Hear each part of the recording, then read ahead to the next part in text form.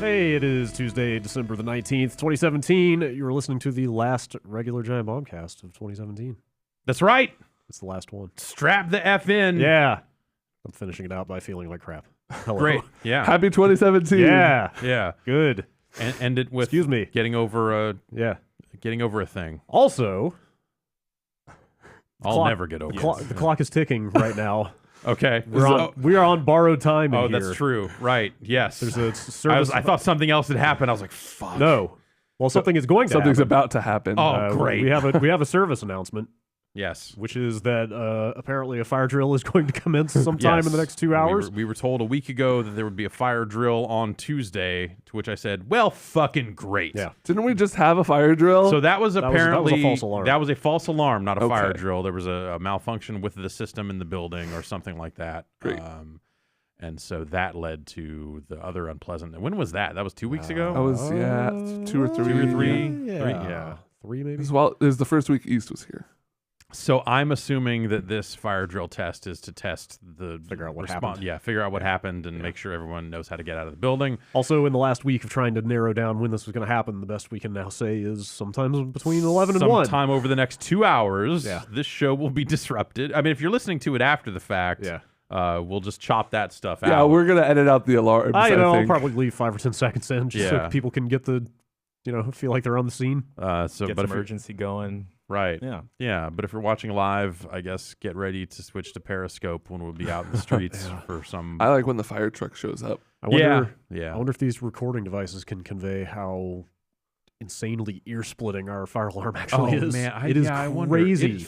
You can feel it bouncing off your eardrum. You have It's to you physically you feel kind it. of have to cover your ears. It's really extreme. I'll just bump up the mic so everyone on stream Great. can hear it. Yeah. Yeah. I assume it's because they want to make people so uncomfortable that they have to leave. Hey, get out of this building. Yeah. It's probably on fire. Like you cannot stand to sit and listen to this. Yeah.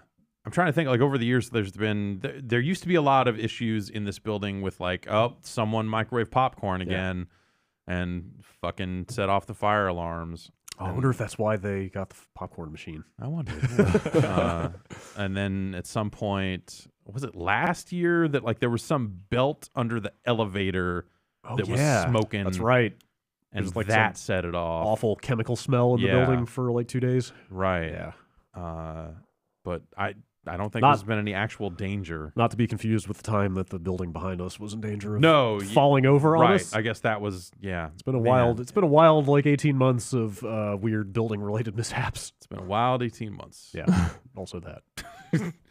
I guess the upshot of that is at some point we're gonna have to jump up and get out of here. I guess during this podcast. Yeah, we thought and if they had given us a better time, which I think they just want to keep it a surprise, or they have to work with the fire department to run the drill. So I'm sure all kinds of logistics we don't appreciate. Yeah. So we don't know the exact time. I guess it's kind of exciting in a sense, right? Yeah.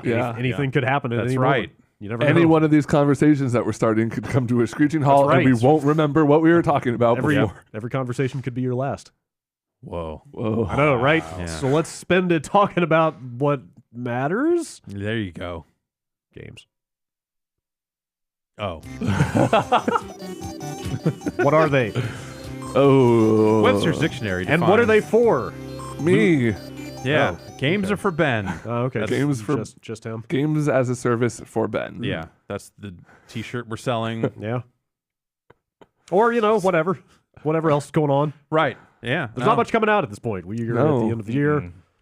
We've probably mostly played most of the stuff. Yeah. We have committed all of our thoughts about those things to a lengthy series of podcasts, which we'll post next week. Right. That starts Monday. Yeah. So less than a week for folks to start hearing that mess. Right. So at this point. Yeah. Yeah. So at this point, I don't know. Just kind of fiddling with stuff. Yeah. It's been tooling around and rewiring my home stream setup multiple times and having everything break and breaking it again and having a rough time streaming at home. Contacting streaming support while streaming. Yeah. Yeah, no, I didn't actually. I didn't do that while streaming. Okay. I bought an XSplit license while streaming. Wow. Because were you on OBS? OBS crashed. Okay. I grabbed my phone and was streaming from my phone while buying XSplit and then installing XSplit and then switching to XSplit. Nice. For the kids. For the kids, yeah. For people that didn't see it, we did another 24 hours. We've broken up a little bit of streaming, or actually it was more like, we had Aura Hack if you kick things off, and Danny O'Dwyer on the other end of it. If you want to add it all up, it was 60 hours something like that, of continuous chat action. So I did 8 from home. Chat. Y'all did 8 here from the studio. Yeah. Which I saw you guys ordering pizza and was like, man, the logistics did not work out, but that was the secret one reason why I wanted to do 24 hours from the studio this year. Live pizza ordering was to make sure that I could get my hands on. We got ghost pizza. Pepper. And then I saw pizza. where you were going with the pizza, and I was like, well, I would have had to order my own anyway. That pineapple and orange thing was actually not bad. Orange, I was pleasantly surprised. Orange by that. slices. Yeah. Orange slices. This was Jason Strikers at Mandarin? doing. Mandarin orange? Mandarin oranges. Yeah. Pineapple. Not full-size orange slices. Little oranges. Like little cuties. Yeah. It was weird, but I liked it. It wasn't bad. I mean, I like pineapple on a pizza. Yeah, so it was a oranges similar. The thing is, I usually don't, but when you added the oranges, I was like, all right, I'll go along with It's this. texturally different. Yeah. It was like a It little was juicier. explosion of juice. Yeah, You, it's like fresh tomatoes on a pizza almost. Yeah. except orange juice. Yeah, Yeah. except orange It's like juice. orange juice. And that on a works pizza. out for me because I just don't like tomatoes. Yeah. I don't know. I have never even seen a pizza place that would offer you an orange. That's fucking nuts. Yeah. Yeah. Extreme pizza is pretty extreme. It was Yeah. extreme. Yeah, for sure. Oh man, it's And that I was surprised. It was like a ghost pepper cheese, and we're like, oh, this isn't that bad when we were all eating our first slice. But then it just slowly creeps up on you. It was. Yeah. that's I had to leave the studio and just hide in the control room, just fan myself off. yeah. I can't do the. I ate a lot of pizza. Yeah. That sounds great. Played some shot game. Yeah, It's I fun saw a little bit it's of fun to, I fun saw a to go little back shot to the, game. back to the scene of that crime, Yeah, that thing. knowing where that thing has been. That thing's been kicking. Yeah, well, we're at. That thing's been kicking around various orifices in this building for. No, it's offices. Oh, sorry. That's how you say it. I mispronounced. I apologize. Yeah. Yeah, and then I took over from y'all, and then immediately everything went to shit. That's the best kind of It stream. was real. Fuck, man, I was so bummed. How long does it take to get back up and running on a different streaming software platform midstream? Like maybe 15 minutes, Okay, or that's not less, so probably. Bad. Well, if you're just Yeah. leaving your phone running the whole time, Right. it's kind of whatever. Yeah, that involved me buying a lifetime license to XSplit Okay. in the middle of that, All right. which they're on sale. Okay, So that's good to know. That was my first thought. Is like OBS crashed. I rebooted, relaunched. OBS crashed again immediately. I think that's probably the worst thing about OBS is it's just crashy. Well, it's in my experience. I had not had that problem with it. I purchased an Elgato 4K 60 Pro, which is their internal card, capture card that will do 4K. Really? Yeah, Those things are just out there now? Yep. Yeah. Wow. It's like $400. Huh. And it does not do HDR, but I saw some word around that maybe they would with a firmware update be able to do that someday. And Can you play HDR anywhere that you would stream right now? Like, does even YouTube No, support I it? don't even know if YouTube will let you stream 4K to them, honestly. They do. I mean, They you can do. post Yeah. archive videos, but no, you can streams? stream. Okay, Yeah, all right. I looked it up. I at don't one think I point. have the bandwidth for that. When I got my fancy internet, the first thing I thought was, I wonder if I could do a 4K stream with this. Yeah. Except I don't have the hardware to stream 4K. Well, the hardware is available. But, I suspect that change was the root cause of most of the issues I had over the course of the 8 hours. Because that thing was the OBS became very unstable. It turns out they have a very specific way they want you to configure OBS for use with that thing. But even when I did that, it did not work any better. It was still just seemed a little unreliable. Even pulling in 1080 or 720 sources through it. Jason gave me a monoprice little adapter that'll turn S-video signals into HDMI. Huh. which is the thing Wow. we use for old systems, or one of the things we'll use for old systems. That's cool. And it'll spit out 720 or 1080 HDMI signals from S-Video or Composite. Yeah. So I grabbed one of those so that I could play some Saturn games, and ultimately I was going to play all my Jaguar games on stream. Ooh. But that thing is not compatible with the 4K 60 Pro. At least I have been unable to get it to work. It does work with Elgato's older hardware. Nice. I got it to a point where the video comes in, but the audio does not. And I have been going back and forth with Elgato's tech support for multiple days now on different things to try and all that sort of stuff, helping them kind of run down that issue. The magic of video production. Yeah. Nothing works with anything else. Nothing works with anything else. HDMI handshaking is the fucking devil's business. Everything is just slightly different. Yeah, and I was having even heller of a time. So I bought a new receiver. I bought a new audio receiver. And it's the fucking raddest thing about it. I mean, whatever. It's speakers. It's a subwoofer. It makes there's bass. It drives. It was like, Yeah, that's good. Yeah. But the coolest thing about it is there's an HDMI port on the fucking front of it. Cool. So it's got like an auxiliary in where you're like, I'm just hooking this thing up for 10 minutes. I just want to play some Saturn games here real quick. I can route this thing through. But I can't go from the capture card out to that because it breaks. Not only does it not display right, it doesn't capture right either. Something about the handshaking, the EDID, this all. So I had to run a separate HDMI cable directly to the TV, bypass the home theater, and now that stuff works better. But I couldn't even capture 4K stuff through it until I did that. I'm just having trouble getting over like the image in my head of saying like, pass me the aux cord, and I just plug it in and start playing Altered Beast. Yeah. And Yeah, right. Yeah. That's the cool part. Yeah. So yeah, HDMI. I know Vinny's talked about it at length about why it is bad. I mean, for most people, it's fine. It's quite fine. Anytime it's you want to do anything else, it's nice. It's one cable. You just plug it in. Yeah. So I mean, but for as much hassle as I've had, I will say that like the Elgato tech support like sent me multiple messages on a Sunday. All right. So, before escalating it and going like, it'll take 1 to 3 business days. And then they actually got back to me yesterday with talked to some engineers at this point. Some more stuff to try that didn't work. But I suspect, I don't know, I'm just guessing, but I'm that thing seems like it probably needs a few firmware updates or something like that. But that's just a guess so far because all of it's a guess because that's home video capture.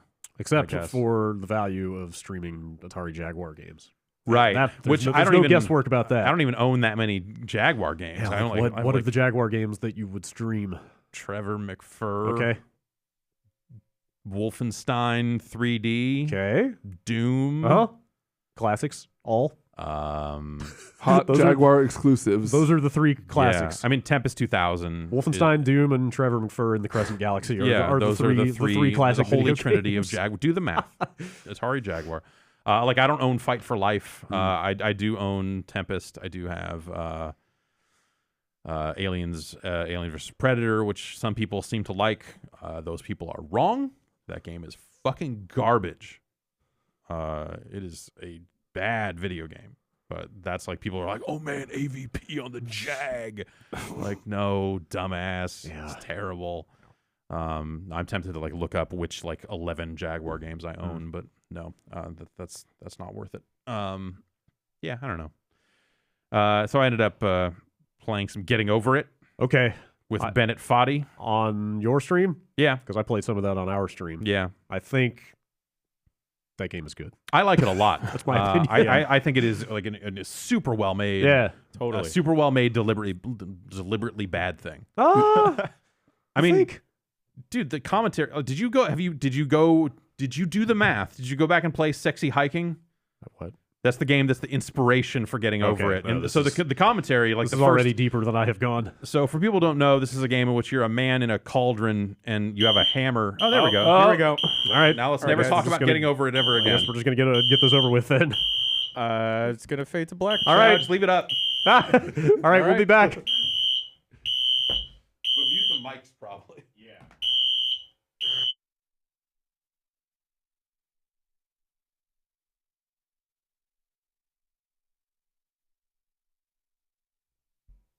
Okay, that was much ado about very little.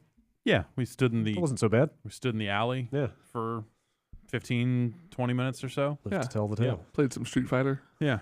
Whoa. Alley Street Fighter? Yeah. What kind of Street Street Back Fighter, alley. It's like the Ooh. CeeLo of video games. Is there cash on the ground? No. No, just energy drinks. Yeah. And some like very suspect baggie Ooh, that was just in that alley. Ooh, don't mess with the contents of that baggie. I licked it. Is that Ah! I just figured like it looked dirty. and I Better or wanted worse than a Switch cart? better. I mean, Okay. I don't know. I feel pretty good.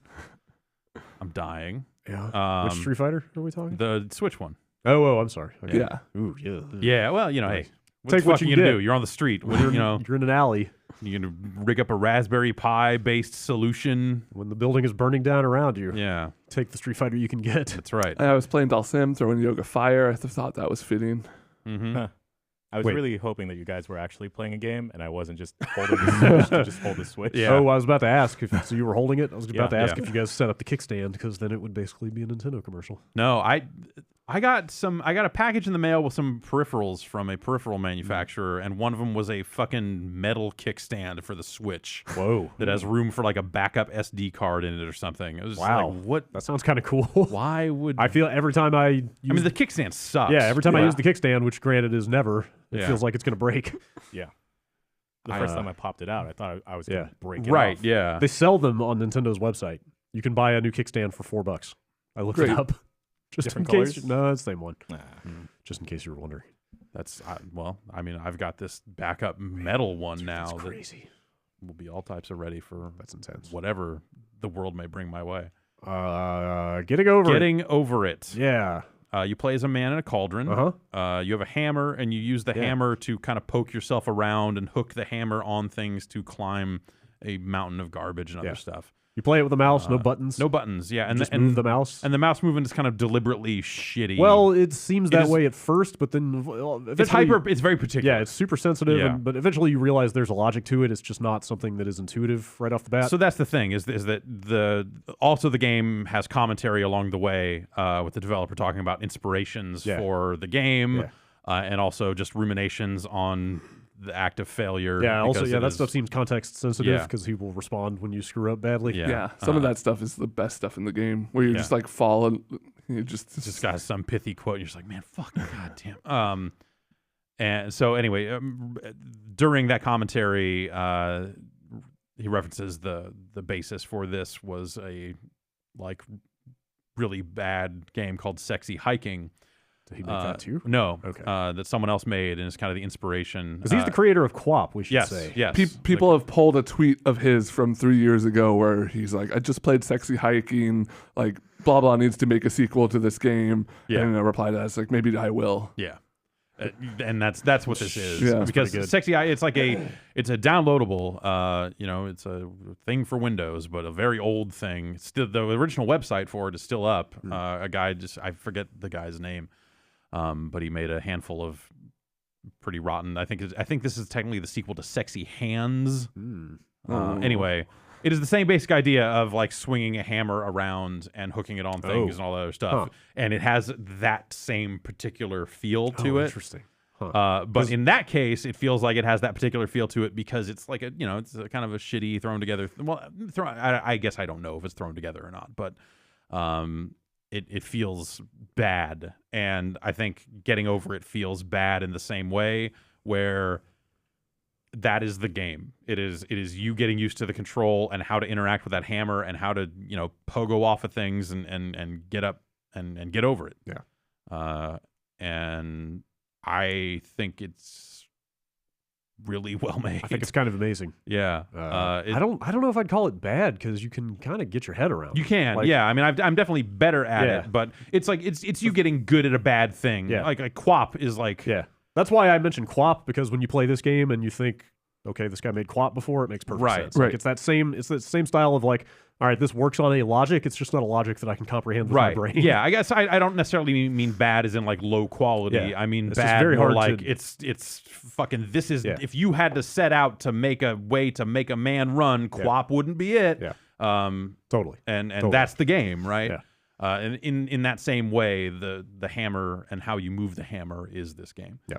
And I think it's tremendous. It's picking up a reputation. I think a lot of people are like, oh, it's only popular because streamers and streamer this. And like, it's a decent stream game because you get to watch people fucking lose a lot of progress and get really frustrated. Yeah. But I think it's perfectly valid on its own. Yeah, like, totally. Whatever. I found it really satisfying to play. Yeah. Like I've gotten pretty okay at that introductory part, but then I get up to I guess people started calling it the Devil's Chimney. Is that when things get weird? No, it's a tight area that the first time I looked at it, I was like, I don't have any idea how to even get up here. Huh. And I've gotten 2/3 the way up it a couple of times by chance, but I have not pieced together the logic and the dexterity to actually learn it. But I can get up to that point, as long as I'm not fucking around too much. Yeah. And like it feels like patience and just fine movement of your arm are finite resources in that game. Sure. And you get to a point where you're just like, I have to stop now because I'm like, I can't. like I'm kind of on tilt. Yeah. Like I'm not totally. I'm making fucking bad moves. Did you mess with sensitivity at all? Not really. Like people on our stream were saying, I kind of found this to be true, that turning on the trackpad mode made it easier. That seems like cheating. All it does is adjust the sensitivity. Right. It just moves the sliders. Yeah. But yeah, maybe that would make a difference. I don't know. I find when I play it, my mouse continually moves up the mouse pad somehow. And I have to like stop and go like, all right, I got to pick up the mouse and move it back. Like I don't know what I'm doing as I play, but that's just how it goes.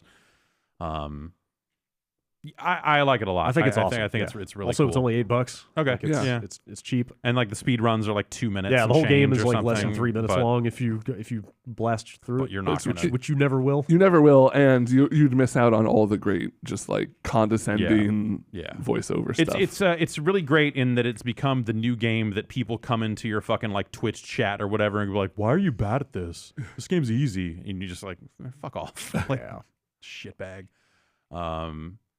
Yeah, this is the ultimate game that puts the lie to that kind of ridiculous posturing. Yeah. It's like, come on, nobody's good at this game. Yeah, I mean, well, no, I mean, yeah, except for that guy who posted change, that but speedrun. you know, like you can get good at it. Yeah.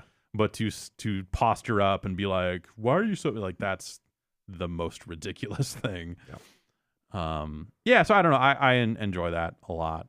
It's good. I haven't really gotten too frustrated at it. Like I haven't had like big meltdowns. But I mean, so the key thing about the game is like when you fuck up, you might fuck up all the way and fall back to the beginning. And There's like, actually there's this kind of moment of exhilaration for me of seeing how badly I eat it. It's like, all right, how many catches on the way down am I going to miss? How far am I going to have It to? seems like it kind of snakes. Yeah. Like It's as like- you go up, but there are moments where you will literally fall back to the beginning like of the you entire can get game. it at any minute Yeah. in that game, and I like that a lot. It's really neat. Yeah, the only reason I stopped playing it was because I figured people on the stream would be sick of watching me fail. Like I would have kept going. Like I think it's really satisfying. Yeah. I've sat down to play it like 4 or 5 times now, I think, and most of the time quit when I'm at the very beginning of it because I'll fucking fall off and be like, okay, all right, that's enough for today. Yeah. And let's see. So I played some of that. I did some of that on stream, but I've been playing it kind of off to the side as well. Also on stream, I played a game called Haze. Is it the shit? Yeah. Okay. Hey, yeah. Is it like a religious experience? It was similar to a religious experience because gaming is a religion to me. And Haze is the shit. Yeah. I've heard you say that. Yeah. Which Haze are we talking about? We're talking about 2008's Haze, that Haze? from Free Radical Entertainment. Wow. Published by Ubisoft. Okay. I hooked up a PlayStation 3. Huh. Did that only come out on the PS3? There No, was no 360 version, was that there? might only be Yeah. PS3, but no, it's probably on 360. I don't know. That was the copy I found. PS3 games were nearby, and so I went through that box and said, "I've got a PS3." I had one of those like the slide top 3rd gen PS3s, like the last one they made. Yeah. That was just in a box, and I was like, "Oh, where did this come? Oh well, I'll pull this out and use it." And What's Haze? Haze is a first-person shooter. Okay. Made by Free Radical? Made by Free Radical. The Time Splitters Time folks? Splitters people. Okay. So there's like some Golden Eye lineage there. Sure. That does not play. Oh. Does not come through. Does I was not going to say, come I through like too Time well. Splitters. Maybe it comes through in the multiplayer, which I don't believe is active. It popped up an error message that said like, you can't connect to Demonware. Boo. Demonware. And so you can play on a LAN. So if you want to set up like a private LAN with me, if you want to tunnel some VPN connections, maybe we can get some internet haze going. Let's get way into haze multiplayer. Yeah, getting deep into the haze multiplayer scene. So I played, I don't know, what's probably like the first third of haze. I played up to the turn. I played up to the like, and one level past that. So the thing in haze is there's a drug called Nectar. Wait, it's not called haze? Wait, the drug is not called haze? No. The hell? Does it put you in a state called haze? No. No. You need Hector. You need Nectar. I need Hector to get me the nectar. To get you the nectar. And so the whole fucking intro to the game is like the fucking most jacked up space marine ass dialogue in the world. Like it's literally two guys going boosh over and over again, and fucking like the main guy keeps calling you buddy. It's like, yeah, buddy, we just got to get out there and get this done, buddy. And like they're the biggest fucking shitbags in the world, and they come off as like almost but not quite a parody of like the Space Marine thing. Sure, and it's 2008, so maybe people weren't quite done with Space Marines the same way some more people probably are today, or bros for that matter. It was also the era that gave us Army of Two. Right. Remember? Ooh. But like this game actually kind of almost has something to say about all this. Wait, does it? Yeah. Oh, is it self-aware in some degree? Within 2 levels, you have switched sides and you are killing those people. Okay. All right. But like for the most thinnest, like, you know, there's a rebellion, and it's just like if you have subtitles turn on, it's just like every single character you're gunning down has like a Latino name, and they're all shouting at you, and you are just mowing them down, and you're holding down L2 to do more nectar. Oh, which then if you're jacked up on nectar, the enemies glow. You can do stronger melee attacks and stuff like that. You basically like you can punch the nectar button to get out of a lot of bad situations because it'll kind of boost your health like an overshield kind of thing. And these guys are just dipshits. You capture the leader of the rebellion. Like there's this whole propaganda angle where they call him Skin Coat because he wears coats made out of his enemy's skin, and then you find him and he's just this unassuming older dude, and you're just like fucking cracking him with the butt of your gun. But also you're listening to him going like, wait a minute. And then like within 5 minutes you've switched sides, and then you're like you and that dude are fucking killing like most of your former squad, and then you're immediately on a helicopter to go kill more of these. Do they like boosh one last time as you gun them down? No, you gun them down separately. Okay. You do not get a final boosh. But yeah, you do get a final boosh. Hang on, is the coat thing true? No. Oh. No. They make a point to be like, well, look at me. It's polyester. Wait a minute. And then you immediately switch sides, so you lose. So there's a time skip there where you are kind of like going through the detox process of no longer having nectar plugged into your system, and then you wake up and you're a rebel and you no longer have the drug powers, but they give you a new power, which is play dead, because nectar clouds everyone's vision. Man, all they see is what's right in front of them, so they ignore dead bodies. So you play dead. Get your health recovery that way, and then there's an active reload mechanic to stand up faster. Wow. Yeah, like what does this involve? Just like your view like hitting the ground? Your view hits the ground and flashes for a sec, and then you choose when to get up and then shoot them all. Weird. And it's just and you spend the entire rest of the game doing this? Yeah, totally. If I remember correctly, that is the mechanic for the rest of the game. Weird. Is the you playing dead.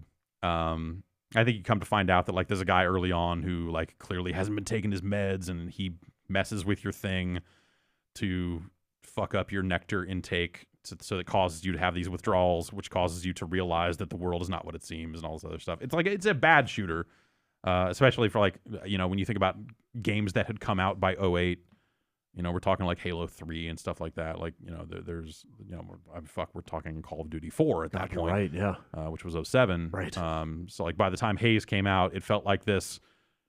I remember not liking it when it came out, and it's easy to see why. Like, it feels like a game from before the last, like, shooter boom. Sure. Like, because it's not influenced by Modern Warfare because it was in development simultaneously. Right. And so it feels like this previous generation of console shooters that you saw. It's more like that era of like Black and it's the first Killzone. Yeah, exactly. Yeah. Like it has controls that are more in line with stuff like that. Those games don't hold up super great. Yeah, they don't. And it feels like a mess. But like at the same time, like playing it, you're like, you know, they tried to say something with this. Yeah, I'm sitting They here tried shocked. to do something with it. Yeah, to find out that Haze has redeeming qualities. Because I was always led to believe that it had none. I believe I gave it a 2 stars. Oh, was that a here game? Yeah. Oh, 8. Oh, It's yeah, 08, dude. so I felt like that was a. Maybe it's because so much discussion happened. Yeah. In the 6th floor studio here about that game. Right. Yeah. The So Haze, the campaign leading up to Haze's release, the marketing for Haze bore much fruit. Yeah. Way more than the game itself. Sure. So it was fun to kind of return to the scene of that crime and play like a third of that game. Like there was a part of me that was like, I kind of just want to finish this game. I don't really know why. Huh. Here's how old that game is. Didn't have trophies. Wow. Remember PS3 games did not have trophies? That's right. They added that later. Yeah. How would you make money off of them? I know, right?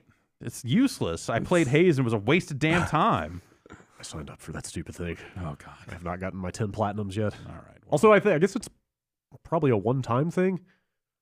Maybe. Like I when I first saw it, I was like, oh, wait, does that mean every 10 platinum trophies you get $10? But I think it's just like a one-time reward. It seems like a loyalty reward, like do it one time to weird. get you to sign up thing. So, yeah. That seems weird. For $1. And then, as I was already pretty far down the rabbit hole at that point, I spent some time playing 50 Cent Blood on the Sand. Oh, yes. It's a really good co-op game. Yeah, it's that game. You click in the left stick to curse. Yeah. And I forgot that you buy like edgier taunt packs with currency as you progress through the game. Which and member of rankings. G Unit did you? Tony Yayo, okay, the canonical Yes. member of G Unit you would play as, because he's the one who says he'll end your whole motherfucking generation. But I think you have to play co-op with Yayo for that to happen. I don't know if that's something he does on his own. And you can hit that left stick in to taunt, and you get like bonus XP or bonus money, bonus score. Right, it's score. Yeah, it's points. Fuck that game. For taunting as you're killing, but you can also taunt while you're doing co-op actions like Tony Yayo, get down on one knee and help lift me over a thing, and then you click the stick and 50 Cent just says die as you're doing it. Tell them 50. Yeah. And all that's the other thing is it's a really good reminder of just like every single thing Yayo says in that game. He says the word 50 in 80% of his sentences. 50, we got to do this. 50. It's almost like he's a member of the entourage. Yeah, He's almost like he's like very used to showing deference toward 50 Cent. I wonder if that was in the script or if that's just the just natural just flow instinct. For Yayo to do that. That game has one of the best premises to a video game. It really does. Like just boiled down to its pure video gaminess. Yeah. Of Al Qaeda stole my crystallized skull that I was going to get as payment for doing a concert. Yeah. Well, first, like the guy didn't have the money. Yeah. So you open the game by threatening to kill a concert promoter. That's right. Who then says, "Well, I've got it. It's a skull." And then and 50's like, "Yeah, sure, okay. Yeah, you're fucking lucky. I didn't kill you for this. By the way, I had a shotgun with me while I was on stage performing." Because literally you walk off stage into that confrontation and then into a Humvee where the skull gets stolen by a lady, and then there's like 9 helicopters. I don't know. And then so you're working with this guy who gave you the skull, but like every cutscene with him ends with like a slight smirk where you're like, he's gonna double cross, and I don't remember if he does or not. I can't remember what happens at the end of that game. You get your skull back. You do get the skull. I remember that much. But yeah, you're right. That game, there's something genius about it. Like it's kind of a bad video game. Like the shooting is really generic. Like as a kind of post Gears of War thing, it's like better than most Gears of War clones, I guess I would say. But, yeah, I remember it being like completely okay. Yeah, just like I played through with a friend. It was just here's the thing they made. Like, let's just the parts in between where you're playing the game are fine, but we're in it to see all the cutscenes. Yeah, basically. Yeah, 50 Cent will show you the real kingdom of the Crystal Skull. Yes. But like, so when every time you find a payphone, you can enter a shop and spend your currency. And for the taunt packs, like you have 3 rankings for the taunt packs, which is like, it's like profanity, X-ratedness, and one other one. But like each more expensive taunt pack just ratchets all 3 of them up one notch. There's no like indication of like, this one is very explicit sexually, but This one is more demeaning to your fellow man. This one's okay for your little brother. Right, yeah. It's just each one, and it's like Gangsta Thug Pack and all this other really stupid shit. Brought to you by Vitamin. A lot of jokes about architecture. Right.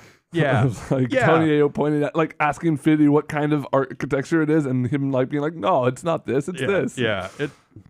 It's a weird fucking game. Yeah. That I think is aged reasonably well. Like you can play that game. Like it looks like shit. Like you get anytime you enter cover and you have 50 Cent just staring at the camera.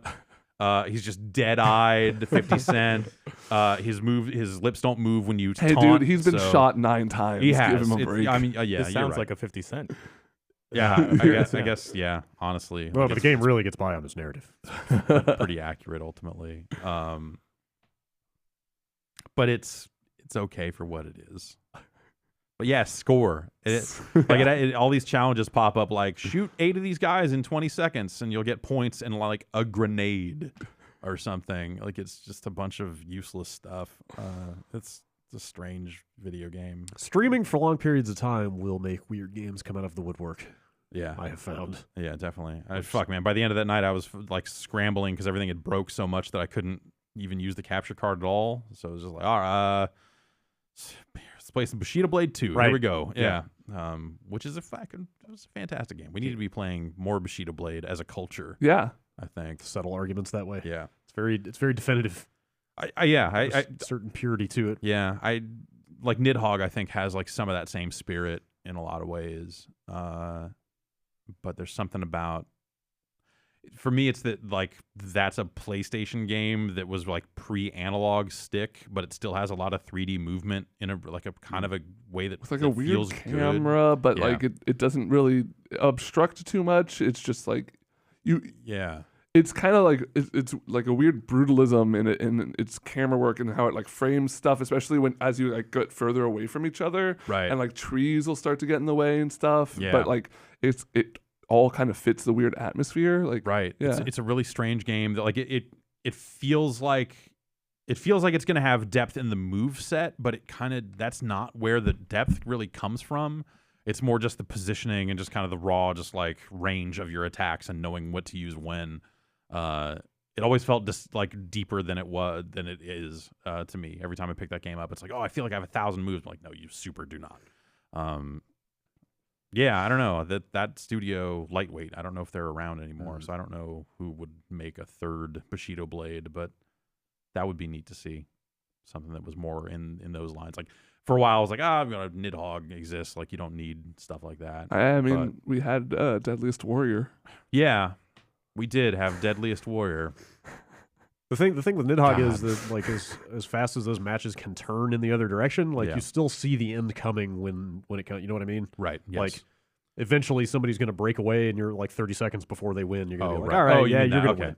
I thought you meant like in the one-on-one conflict. There's definitely cases where like you're getting it a second before you get it. Yeah. And you're like, oh, I fucked up. Yeah. Bushido Blade has that same thing. Right. Where you're just like, I overcommitted with this move and I'm about to get fucking murdered. But then that's the end. That's what I mean. It's like before you know what's even happened, the match is just over. Like it can just go so fast.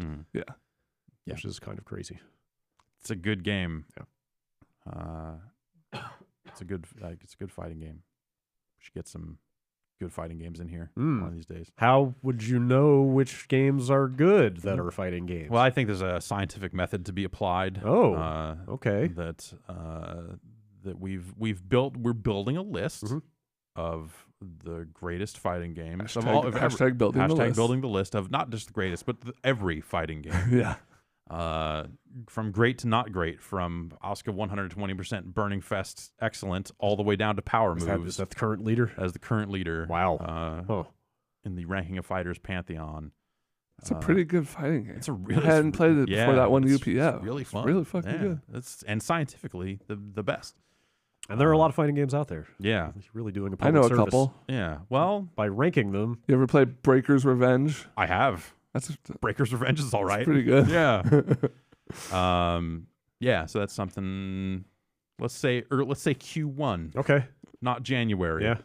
Some science get dropped. Yeah. Is that what you do with science?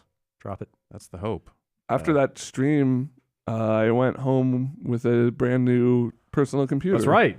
We built a computer on that stream. Yeah, it works. It still works. Nice. Okay. Great. That's a good sign. Yeah. I had a moment of panic where I plugged it into the monitor through VGA, and that wasn't working, and then through HDMI, and that wasn't working. But then I realized I just had a bum HDMI cord and swapped that one out with another one. So I was like, oh God, is it my monitor? That's not. I just had like a whole panic moment where I was like getting ready to call Jason, but everything's fine. I have a PC now, and I downloaded Dota. And it runs really well. So you had a computer prior to this. It just I had a laptop. Okay, and that would run Dota at like 20 FPS on lowest settings. Okay, all right. It's a bad way to play Dota. It's a bad way to play any game. I don't know if there's a good way to play Dota. But there's not. But I also downloaded PlayerUnknown's Battlegrounds. I've heard of that. And started checking out that new map because I hadn't played on that. I mean, I checked and I had played about 20, 25 games. So it's just luck of the draw right now which maps you get, right? There's no way to control. Yeah. Is that how, have they said definitively this is how it's going to be in the final game? Well, so that's how it will be at launch, but Okay. they've acknowledged that people want a map selection, so they're going to add that in.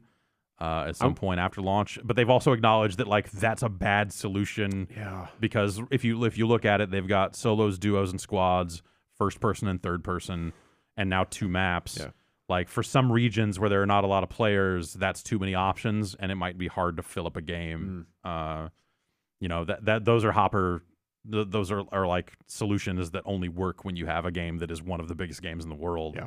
If they were to ever shrink down from that, I think they would have to contract what their offering was. But they are going to add some kind of map That's select. good. I've also seen some people when they changed it on the test server where they went back to both maps and you didn't know what you were going to get. I saw people saying like, yeah, every time you match into the old map, like half the player base just quits immediately because they want to play the new one. So Yeah, like, I think that's probably why they realized they had to add this because it was just going to impact the fun on the old map. I think the old map is still it's fine. A really it's good fine, time. and especially with the vaulting, it feels kind of fresh again. But That vaulting is huge for me. I still think it feels a little weird. There are certain instances where I wish I could have vaulted onto something instead of over something because it was like a corner of a fence or something where I needed to get over a thing, but I don't know. I'm actually surprised it's as good as it is for as janky as that game has been since launch. Yeah, like I expected worse. Frankly, I expected worse. I just wish it was a little better. I don't know, but I'm having fun with it. Played some matches with one Pasquale who brought me to a heart-pounding second place. Still, he's good at that game. Still have not received any food, but I'm working on that. That's as close as you can get to no food. I know. Man, that's like getting a side or something. Sometimes the sides are better though. Yeah. A little macaroni and cheese, a little mashed potatoes, something like that. They are updating. I think today they have updated the Xbox One version of that game. It said like we did a first pass on visual and performance. Just wait a minute, did you not do that pass prior? And fixed typos and other weird bugs and stuff like that. But I'm curious to see it and see what their improvements look like. I feel like I've seen like pretty decent feedback on that thing from people who have only played that thing. Like people don't know what they're missing don't seem to be too upset about how it plays and runs. Yeah, I guess so far. Yeah. In playing that game, all I could see was just like, man, this just you're seeing what could have been. Oh yeah, coming from the PC, totally. It makes me think that like a game developed from the ground up for consoles that uses those concepts still has a shot. Like the genre is not done. It doesn't have its Dota and League and everything else is going to fail. It's like you look at it and go like, oh, like there's still room for more. Sure. Did you guys see that the Counter-Strike thing? Yeah. Yeah, that was weird. What? There's been a bunch of Counter-Strike patches that have put in. Like if you start digging through the files, you start finding a lot of references to like contracting circles and adrenaline shots and armor and stuff that you would only put into a game if you were working on some kind of battle royale type mode. That seems weirdly reactive for Valve. Maybe some other developers, but some of these things actually have been creeping into the engine for most of this year. And I mean, if you think about it, Counter-Strike's probably the only other major game out there that, aside, I guess, from like H1Z1 and all those Player Unknown like likes. survival But it's shooters. like it's where you're out sort of game. So so that audience is I feel like that audience is primed, and then a lot of the popular streamers, like there's that like a Shroud, and there's a lot of prominent Counter-Strike players who stream a lot of Player Unknowns and enjoy it quite a bit. So I feel like that one's pretty natural. More so than like Fortnite. Right, yeah. Fortnite's a weirder one for sure. Though they're going hard on updates for that too. Yeah. Like it's still like always in the top 3 on Twitch. I see press releases all the time about them adding stuff to that thing. I kind of want to check that out. Like I wonder what's even happening with the actual core mode of Fortnite at this point. Right. Yeah, no kidding. So but I guess they for Fortnite they are going to rebuild all of their shooting. Huh. They've just got like they were going to roll out a test this year, and they announced I think last week that they were going to push the test into 2018 to give them more time to work on it. But that's big, and also acknowledges maybe kind of where their priorities are at, because like that game Fortnite was not built to be a precision shooter the way you would want a battle royale game to be. Like the shooting as it is seems fine for the horde mode. Right, stuff. exactly. Like, it's like shooting AI zombies. Shooting a bunch of mindless enemies running at you. It's totally with a fine. gamepad. You're just like whatever. But it sounds like that they're gonna take that thing way more seriously. I saw they put a 50 versus 50 mode in that thing, which is kind of an interesting concept. Like I don't know how they handle it. I don't know if everybody still just drops wherever they feel like it, and like if I would assume, if you see somebody, they might be on your team or they might not. Yeah, I would assume that would be how it goes, but I guess I don't know.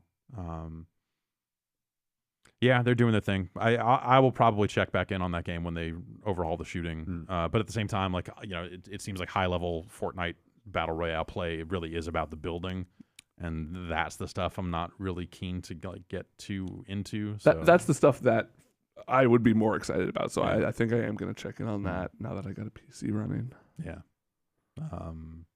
Yeah, the Counter-Strike stuff seems fascinating. Like I think that could work. Like I like everything about everything about Counter-Strike except for Counter-Strike. Like the mode, the bomb stand stuff. here, get the shop, defuse the bombs, you save up the money for more stuff next round. Like that, the flow of a Counter-Strike match. Spend half of your time dead. Right. Yeah, that too. That's the stuff that kind of always pushed me away from it. So I would always play like Gun Game or some of these other respawn friendly servers where you're just like, whatever, I'm just fucking around. Like I think Counter-Strike, like CS:GO, feels good. I hate getting opt. Yeah. Well, yeah. That's But that's I know. That's It's but like I feel like in Counter-Strike it's the most prevalent. Like, I just got opt. Like I ran across this door and died. Yeah. Instantly. You should get into aimbots. Oh, okay. Yeah. I thought you were gonna say smoke grenades, but no. What? No. I watched some videos yesterday of it was a site that was like selling a service, some fucking bullshit where they're like, hey, if you've hacked an Xbox 360 to run a bunch of like Call of Duty hacks and you don't want to get your shit banned, we've got a VPN that prevents you from getting banned. And it's like a service you pay them. And it's like expensive. Yeah. It was fucking ridiculous. Well, they've kind of got you hostage at that point, right? Well, you just don't play on. I mean, yeah. I don't know. Whatever it is. Anyway, if you want the thing that they're selling, that's kind of the only way to get it. If you want the thing you're selling, you're probably offsetting the cost by like offering to hack people's accounts for them remotely. Like, hey, kill me once and you'll be level maximum prestige or whatever. Which I can't imagine there's a big scene for that on the 360 these days, but I don't fucking know. Anyway, they had a bunch of videos of their shit in action and watching like this modded version of Call of Duty Ghosts where they're just like highlighting enemy skeletons through walls and like popping up a menu that says like, where do you want the aimbot to hit? And you're just like, right eyeball. And then you're just like fucking, it's drawing lines on the screen that show this is where these enemies are. You can prioritize some targets at the expense of others. So if there's one guy on the other team that you really don't like, you can focus on him. Make sure he always goes first. There was like something where you could like steal a player's gamer tag, and so you'd show up as them. It was like completely fucking horrible shit. That's amazing. But also, it was like 20 minutes of footage of watching a guy walk around and look at a wall and hold down a button and murder a guy, and then watching all these players quit. Or it would do it does it's like speed running for multiplayer games. And when you shoot someone in that game, you hear like a split second of their voice chat. So it's a lot of people going, fucking hack, and then, like, it cuts out. And it was fun to watch. Like good. a fucking nightmare. Yeah, but yeah. also you watch it and go like, man, that's like, it's kind of impressive. You can't endorse what you're seeing. No, but you kind of have to appreciate like, you appreciating like, huh. I'm glad I watched this video. It was neat to see. Same deal. Like, there's some videos. We watched one. Did we watch one on UPF? Like a Battlegrounds hack video, like someone using an aimbot. I don't think so. And you're just like seeing them, like you're not even seeing players on screen because they're just like fucking ballistics modeling, lining up targets, and just getting kills from ridiculous distances, Deleting people from basically miles away. Like that stuff's. I think that stuff is really fun to watch. Yeah. I think it, obviously it ruins games. It's a problem. I would never say, hey, go do that, but it's pretty fucking neat. From a technical standpoint, Yeah. the fact that they pulled it off, Yeah. you can appreciate it. Yeah. You play anything else on your new PC? Nothing much I can talk about. I installed like 6 games and touched all of them just to see how they ran. Played a little bit of Neo, played a little bit of Dota, PUBG. Mostly just working on finalizing our Game of the Year stuff. Did you guys mess with Gorogoa at all? I played it at E3. Yeah. I played it before E3, and I've just been waiting for like a chunk of time to get back into it. Yeah. It's neat. It's cool. It's a beautiful, like, I've seen people liken it to Myst, which like not necessarily in terms of it being an island and all this other stuff, but in terms of just like the style of puzzle solving. I guess I could see that. Yeah, it's a lot of poking at environmental stuff to see what happens, but in this weird storybook fashion. Yeah, so I've seen it, like the buzz around it has been kind of immense. Yeah, I believe it's a single developer that's been working on it for like 7 years. I saw so many people over the weekend talking about how much they liked it. Yeah, so I had to check it out. It's really nice art. Did you? So have you played much of it? Not a ton. I got like 20 minutes into it. I'm trying to think like what the best way to like describe those puzzles, because it's not necessarily a logic. It's stuff like you looked at a light and then when you pulled back from the light, you were in a different environment completely, or or like you and then you're moving things between panels and the whole thing is it's got like a 2D illustrated look, and it's got basically a 2x2 panel look to it, and you can drag the panels around and rearrange them, because sometimes like you can form bigger pictures by lining them up properly, or sometimes you can put them on top of each other because there will be cutouts that will make something from the underlying picture like show through in a different way. Like you can zoom the panels in and out, you can pan the camera left and right, but it is a lot of just poking at stuff to see what fits together. Like you said, it's not like logic driven exactly. Right. Yeah. It's more just like, let's see what they came up with and how I can rearrange those things to make it meaningful. Yeah. Maybe if you play it all, like you kind of get a feel for like some internal logic that the game has, but definitely like on approach, you're like, none of this makes any real sense. But yeah, I just moved a bunch of stuff around, slapped a bunch of stuff around, and some things happened and it looked cool. Yeah. It seems very clever. Yeah. From the little bit I saw. Yeah. I basically got to the point where I couldn't immediately solve a puzzle. I was just like, all right, I'll get back to this. But yeah, that's kind of I think where I got. Yeah. Prior to E3 was like looking at it and going, this is okay. All right, I see what you're doing here. Yeah. I kind of don't want to play it here in this setting anyway. That's my excuse for walking away. Sure. Not that I couldn't solve this thing. Yeah. Yeah. Jan, you play anything good these days? Just catching up and playing that Zelda DLC. Oh yeah? Yeah. I gotta say, being able to pull up a random motorbike out of nowhere is kind of game breaking. How does that work? Is it just like in your inventory and you just use it? You have to.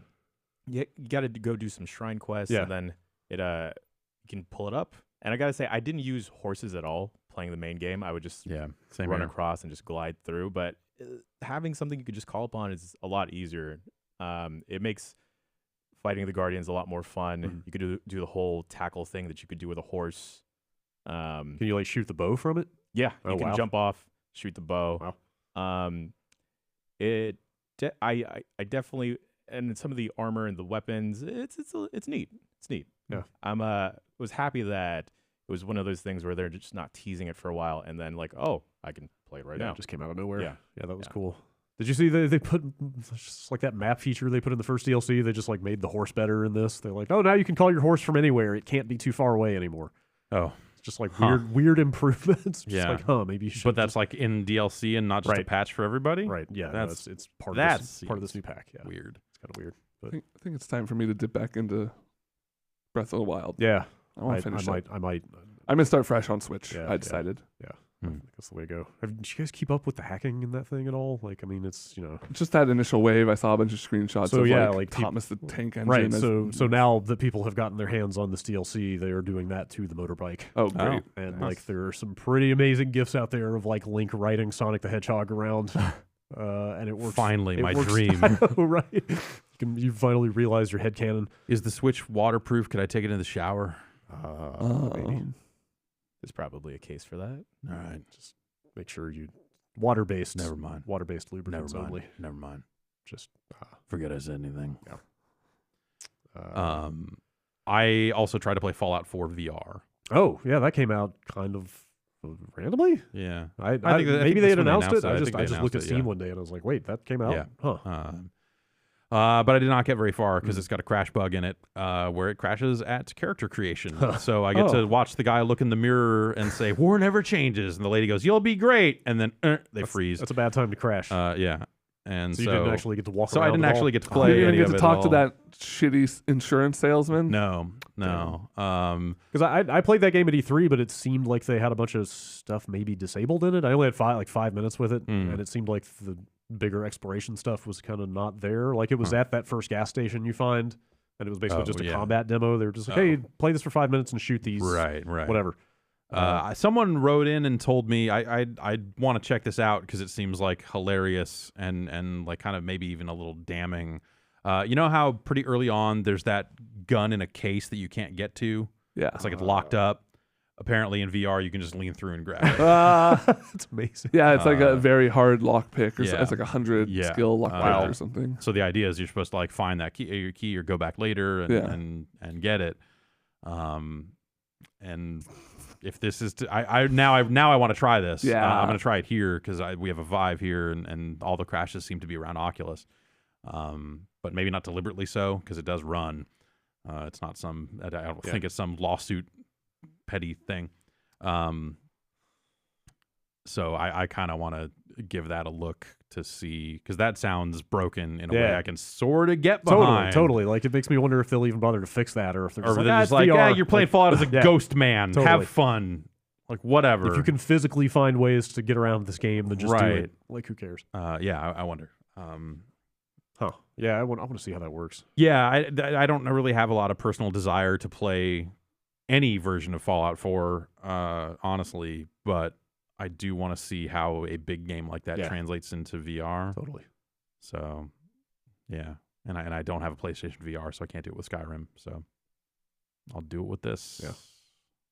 Do you guys have any other stuff you're trying to cram in before we're kind of side awards are resolved at this point? But yeah, no, my personal list is getting pretty tight now. I've got a list of like 26 games in order right now. Jeez. That I'm feeling mostly good about that order for all of those games. Like, I kind of sit there and be like, is this better than this? Is this better than this? No. Then move it up here. Is this better than this though? No. Move them both down here. I spent most of the day yesterday doing that and trying to play Gang Beasts, actually. Yeah, that came out. That released. Yeah. Gang Beasts is out. Right. We played some of that PS4 version on the stream. Yeah.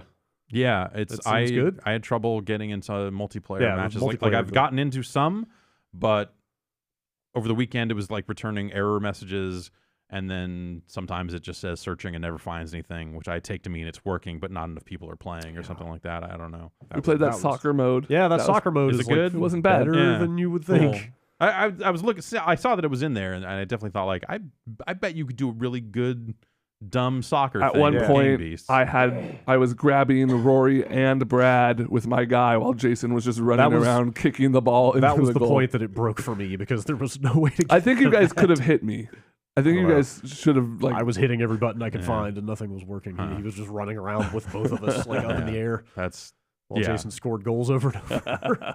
That's pretty good. That sounds really good. But like, it was weirdly satisfying. Like, the kicking the ball stuff works fine. It's totally a valid mode. Yeah, there's a character customization tool in there, which I hadn't seen before. A lot of costumes in that game. Yeah, there's tons of costumes that you can make your own. Like they seem to have done it right in terms of like the base game was there. Here's a couple other weird things that might as well. Here you go. Like they've got AI on it, but it's not great. Yeah, there's like a horde mode. Yeah, there's that wave thing. Yeah, it's not great. But yeah, it was disappointing to see like the online like just not be able to find matches because like like my wife and I can play, but that's still only 2-player gang beasts, which I feel like you need a minimum of 3 for that to be the nightmare that it needs to be. It seemed like you could maybe take a local party online.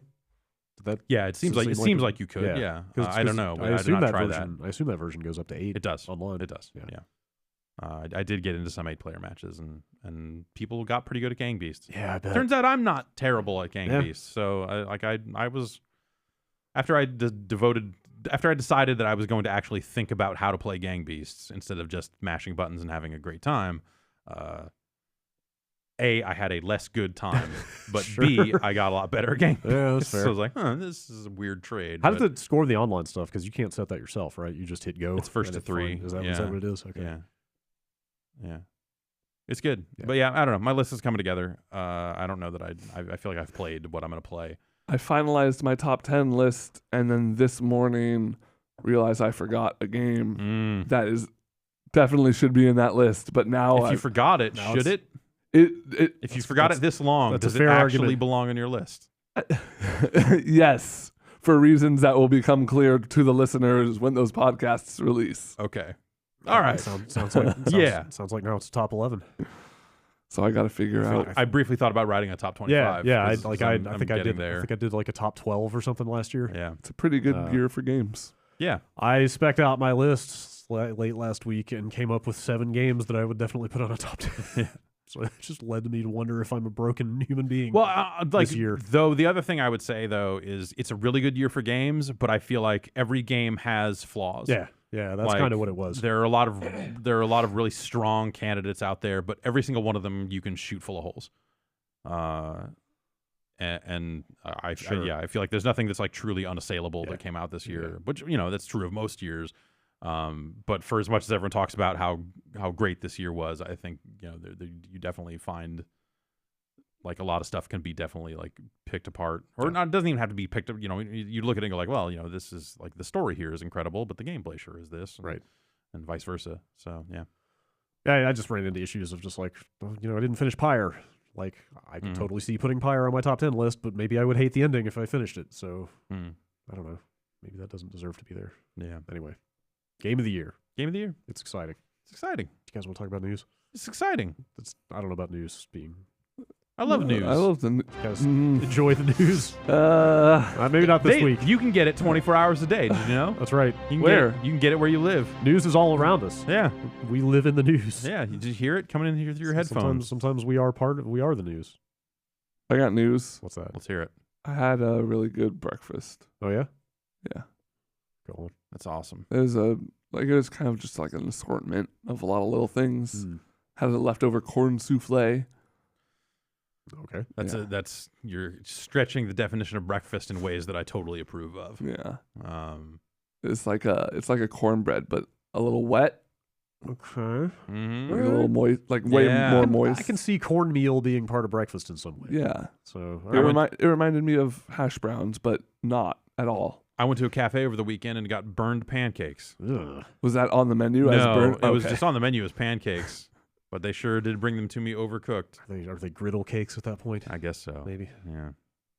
All right. It was disappointing as someone who has not had pancakes in a while. Yeah, I was like looking forward to some pancakes. It's a rotten way to come back. And they were like, check this shit out. And I'm like, oh, man. Pancakes are the lowest tier of carb-based breakfasts. Yeah. IMO. Mm-hmm. I'll take a waffle over a pancake. Oh, hell yeah. French toast. I like the crunch. I don't need French toast in my life. Like, I like it fine. I used to not, but it's too fancy. It's just bread and it's egg too and fancy milk for me. I don't That's need all the it egg. is. I don't need that. You're already eating eggs for breakfast. Yeah, exactly. I can't get behind this. Because I have also ordered an omelet and potatoes and bacon and toast. So I need something like pancakes that are not going to be over the top. French toast is all I can do though. If I'm going to do French toast like that, and maybe a meat on the side. Yeah, I like variety when it comes to breakfast. So that's probably a big part of why French toast doesn't really fit with how I live. Fair. It's a lot to take on. Yeah. I've gotten big into corned beef hash. Corned beef hash is it's my go-to hangover solution. I've yet to have my corned beef hash moment. I've had it and been like, I could see why people would eat this, but it's never been. Just wait till the third playthrough. It's nice. It's just nice because it lives in a can, so you can just keep it around until the exact moment that you need it. Route C of corned beef hash. Yeah. This is where the shit really gets going. All right. Corned beef rehash. Mm-hmm. That's right. Okay. C corned beef hash in brackets. Crytek. Who? The makers of Warface. Oh, okay. Yeah. Crytek. Cloud Imperium Games. Are going head to head. The makers of nothing, honestly. Like the makers of a lot of money, apparently. or if to hear Crytek tell it, the makers of too many things. Okay. Crytek is suing Cloud Imperium and Chris Roberts and that whole thing over Star Citizen. Yeah. What's their claim? Bunch of breach of contract stuff. They say that Cloud Imperium, and then there's also, what is it, Roberts Space Industries? Yeah, I don't know why they needed two companies to make. First of all, I've never quite understood why there are two different companies involved in Star Citizen. I'm sure it's all perfectly legal. Both founded by the same guy. Which is a worse name, Robert Space Industries or SpaceX? I'm not sure. Would Robert Space Industries be better if the guy's name was not Chris Roberts? Yeah, if it was just like his name was like Robert Space. Yeah. I don't know who I trust less in this scenario, so I can't answer yet. Okay. Long story short, Crytek is basically accusing these guys of continuing to use CryEngine after they said they would stop. Yeah. They said they were going to move to Lumberyard. Which is, to be clear, Lumberyard is based on CryEngine. Is that Amazon? It's Amazon's, yeah. But it's, I guess the terms of Lumberyard are like you can kind of just use it. Yeah, I guess that's the case. Anyway, I think it's amusing that part of Crytek's claim is based on like footage that they put out of Star Citizen. Yeah, like eyeballing literal like development footage and saying like, "Hey, we can see code from CryEngine in there still." Right. Like you're not fooling us. And of course they deny that. Isn't that really easy to find out? If you do if they do a code review, if this goes to court and all that other stuff, and they have to produce it, then then you start having like that stuff comes out usually. I probably knew this at one point and have forgotten it, but also the fact that they are technically making two different games with Star Citizen is also like they're also accusing that. Yeah. Because they only had a license to make one, right? And they're seeing Crytek being used for both. Squadron 57, Squadron and some number, Squadron 69. I'm trying to find Squadron 42. Sure. And then the other game is Persistent Universe, which is that's just Star Citizen. Yeah, that's the big online thing, and then Squadron. I was always under the impression that the single player thing was just a part of that. Like it was all one big package. Like I don't. Yeah, you can get insurance for your. It's like what was that EVE Online shooter? Dust 514. Dust 514. Yeah, that was such a cool idea. Also, EVE Online has earned all of its weirdness. Like they can do whatever crazy shit they want. They've come by it honestly. I'm not so sure about Star Citizen yet. There's no heists in Star Citizen. Not yet. Not yet. That's kind of the long and the short of it. If you buy 3 more ships, they'll start on heist development. That's kind of the long and short of it because I think we get an email like a week asking about Star Citizen to this podcast, and I'd never have a good answer. We are not A, game developers, nor B, lawyers. So, like, I don't necessarily feel equipped to weigh in on either topic too heavily other than to say that thing sure seems like something I would not ever put money into ever. Anyway, both of these companies are like, they've both responded to news outlets, just doubling down on their initial claims, so nobody is backing down. Yeah. This might go to court. Space court. That's right. They're actually going to hold the trial in EVE Online. It's the Honorable Judge Space Wapner. 600 Plex, which I think is like 3 Ethereum, which I think is like 2 Crycoins. Yeah, so if you thought that was this week's most interesting Crytek news, I have an update for you. They're also launching their own cryptocurrency. Woo! Yeah! It's called Crycash. Crycash. Sorry, I got the name wrong. Crycash. Crycash. They call it that because you invest all your money in it and it blows up and you are sad? So the general idea behind this thing, if I understand what they're saying, is that typically you pay money to like game-specific marketing type firms to acquire users for you. And they're effectively saying, what if instead we paid that money directly to people who play the game for playing it? Is kind of what I got out of this. Anybody? Yeah, something like that. Dude, I don't know how normal cryptocurrency works. I'm not going to pretend I know how this works. I think the idea is that you could download an app and watch ads to earn Cry Cash, which you could then use in Warface. Is it just in Warface right now? I believe it would just be in Warface. Okay, because I thought they're kind of talking about it like it's a platform. Which, Can I buy it? Probably. How many Ethereum do you have? Yeah, so I believe a lot of ICOs. Yes, dude, I fucking there is a sentence in this story that I pulled off of GameIndustry.biz, written by one Brendan Sinclair. I've heard of him. Delightful, like a wonderful man, one of the best. I read this sentence and just wanted to like turn around and go home. The initial coin offering for CryCash, so like we're already in the hole. Yeah. The initial coin offering for CryCash will go live on December 12th with a price of 0.001 Ethereum per one CryCash. So that sentence actually helped me to like fill in some gaps about other ICOs I've heard of. Okay. To where now I realize like, oh, do they just go buy some chunk of an existing cryptocurrency and then launch their own on the back of that? Right. And it's like guaranteed by this other sum. The way exactly is it like instead of the gold standard, it's the we bought 12 Ethereum standard. So like is this entire thing just a gigantic Ponzi scheme where you are propping up cryptocurrencies with other cryptocurrencies? Yes. Did you see that Ethereum has doubled in value in the last like week? Yeah. Didn't Coinbase shut down it for like 24 hours because it was blowing up too fast? Like the next sentence in this story after the one I just read is, a survey of multiple exchanges found one Ethereum trading for between $395 and $439 as of this writing. I saw on the way into work this morning that Ethereum is now over $800. Is it because people can actually transact in it? Because I don't know. Like Bitcoin transactions have like slowed to a crawl, haven't they? Oh, just because of the blockchain. The blockchain. It's the blockchain. The blockchain. Can't handle it. We've got to fork Bitcoin again. CryCash. I don't trust any money I can't put under my mattress. Exactly. CryCash is offering an additional 15% in CryCash for those who jump on this in the first 5 days of the sale. But I think the idea is that you will use CryCash to buy shit in Warface, which is already broken because you shouldn't.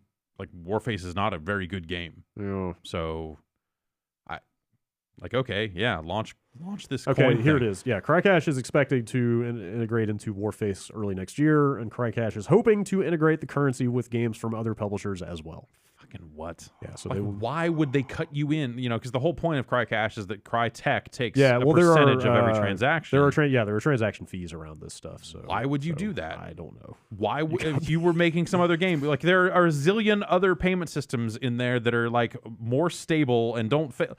Like unless you're just like looking for ways to get into cryptocurrency, like on the like in a real low effort way. I was like, I don't know, we accepted CryCash. And then I turned it into Ethereum, and then I flipped that into some beans, and then flipped that into some flues, and then it came out the other end, Litecoin. I planted these Ethereum in the ground, and a magic beanstalk grew out. I'm going to go try and sell Chuck E. Cheese tokens as Cry coins. Yep. No, that guy already went down for it. I read it on the internet. It's got to be true. That guy is a modern-day freedom fighter. This whole thing, man, like I remember when Bitcoin was about like fucking like buying an assassin. Yeah, like money weirdos wanting just anonymous, untraceable money, right. but then also like, I want to buy a sandwich with this money. Right. Why don't you take Bitcoin at my favorite deli in San Francisco? Or a car. And then other people going like, I guess we'll accept Bitcoin. And then there was a copy shop around the corner of my old office that accepted Bitcoin and Dogcoin. It was seeing a car dealership accept Bitcoin that really made it, like, drove it home for me. I look at that and go like, fine, sure, like it could be a real currency. It is, I guess. But then the speculators got involved, and right? Like, and now it's just become such a different thing, to where now it's not about like, look, I just want to buy some high quality drugs over the internet. Bitcoin's not pure anymore. I'm trying to it's buy. Not pure like that heroin. I'm trying to buy these bootleg Yeezys. That's right. And Bitcoin's the only currency that will get me there. What are we even doing anymore? I don't have a good answer for that. Yeah. in any context. It's Bitcoin's definitely one of those things where it's like I have only the loosest understanding of this stuff, enough to where it just seems like I fucking don't. It is dangerous. I get. It seems dangerous. Like my knowledge of it, I mean, is dangerous. Sure. Like the currency itself, maybe dangerous. Yeah. Probably dangerous. I get the concept behind the blockchain is the economic aspects of it that are a bit beyond me. Yeah, all the stuff now about like, oh, by the way, like to process one transaction like costs enough energy to fucking that stuff is like insane. that stuff where you're like, oh, great. Yeah. That's the stuff that's made me that, and just the way this year has gone is now there's this thing of like, wait a minute, who's really behind Bitcoin? Like, oh, geez. You can't say that out loud on a podcast. Yeah. What else are they destabilizing? You're gonna get us All these killed. Transaction fees. It's a weird thing. I don't get what Crytek's other than to try to like cash in on a craze. Also, let's not forget that this is the same studio that like closed a bunch of satellite studios over the last couple of years and like wasn't paying people. Like are they just like, we invented our own money and now we like, congratulations, you get a 15% salary increase if you accept Crycoin. Like, are they just throwing shit at the wall at this point? It's like they're launching a currency and filing lawsuits, and it's just and integrating it into a game that like for all intents and purposes doesn't exist. Like Warface, like whatever. Maybe Warface has some huge base of players in some other nation. Actually, isn't Warface the one that I saw was potentially integrating a battle royale mode? I mean, insofar as every video game is doing just that. I thought I saw that they. Oh wait, is it out already? Well, I guess I'll reinstall Warface. Let's play some Warface. Sentences like that are what led to me playing Warface about 6 months ago for a day and uninstalling it again. It's on Steam. It's literally called Warface Battle Royale. Great. So there you go. When will someone finally just get the license to the film and put out a licensed Battle Royale product? Because I feel like that's the thing I still actually Battle Royale want. Battle Royale. Yeah. But I mean, the Bluehole said this is Battle Royale. So they got the schoolgirl outfits and stuff like that. But I don't know who to believe now. I want the announcer, and that's the thing that the Call of Duty Battle Royale mode has, is an announcer being kind of shitty, and so I want the full experience from the movie. Crazy weapons. Yeah. Also yes, like a more ridiculous slate of weapons. Yeah. Anyway, I could sign up for that. Yeah. It's too bad Jason's not here for this, but you guys probably also care. One, Seth Killian has announced. I care. That's all you have to say. I'm glad he's out there. Yeah. Rising Thunder is now free and out there, and the source code is available. I think it's the source code for the server, not the game. You might be right. And then they're doing that edition of the game in January, right? Yes. Well, I thought that was out this week. I thought the whole thing was out this week. Maybe it's January. Maybe I read that wrong. But anyway, yes, they are putting Rising Thunder back out. You're right. It is a final build of the game, but that's still closed source. It's just the server that's got the open source. Okay. And local co-op. And then support for this open source matchmaking server that they're putting out there in a very bare bones fashion, so people can. This is so weird. They're still under Riot. They got bought by Riot, but people don't go to Riot to make games. So. Right. No, but like they had to allow this, right? Yeah. They would have purchased this game. So this is probably Riot doing this. Yeah. Like why not? Yeah. Like why not just we've got a game here? Yeah. Just put it out. But I bet also as part of this there is a definite like I'll be curious to see what actually gets put out and what the copyrights on it and stuff say. They replaced all the robots with Teemo. Yeah. That is. I mean, there is a Teemo game. Approved for China. Really? Yeah. I just saw that this morning. That was like some like a approval list or something like that had Teemo's Adventure or something on it. But I'll be curious to see if it says Riot anywhere on that game or if it still says Radiant Entertainment. Because if Riot puts out a game, there's expectations and a huge deal and all this other stuff. Sure. They're still called Radiant, right? Like, does that name still exist? I bet it will exist for this thing, and then you'll never see it again. That's my guess. I don't actually know. I wonder what the hell they're doing. Probably a game like this, but you think? With more Teemos.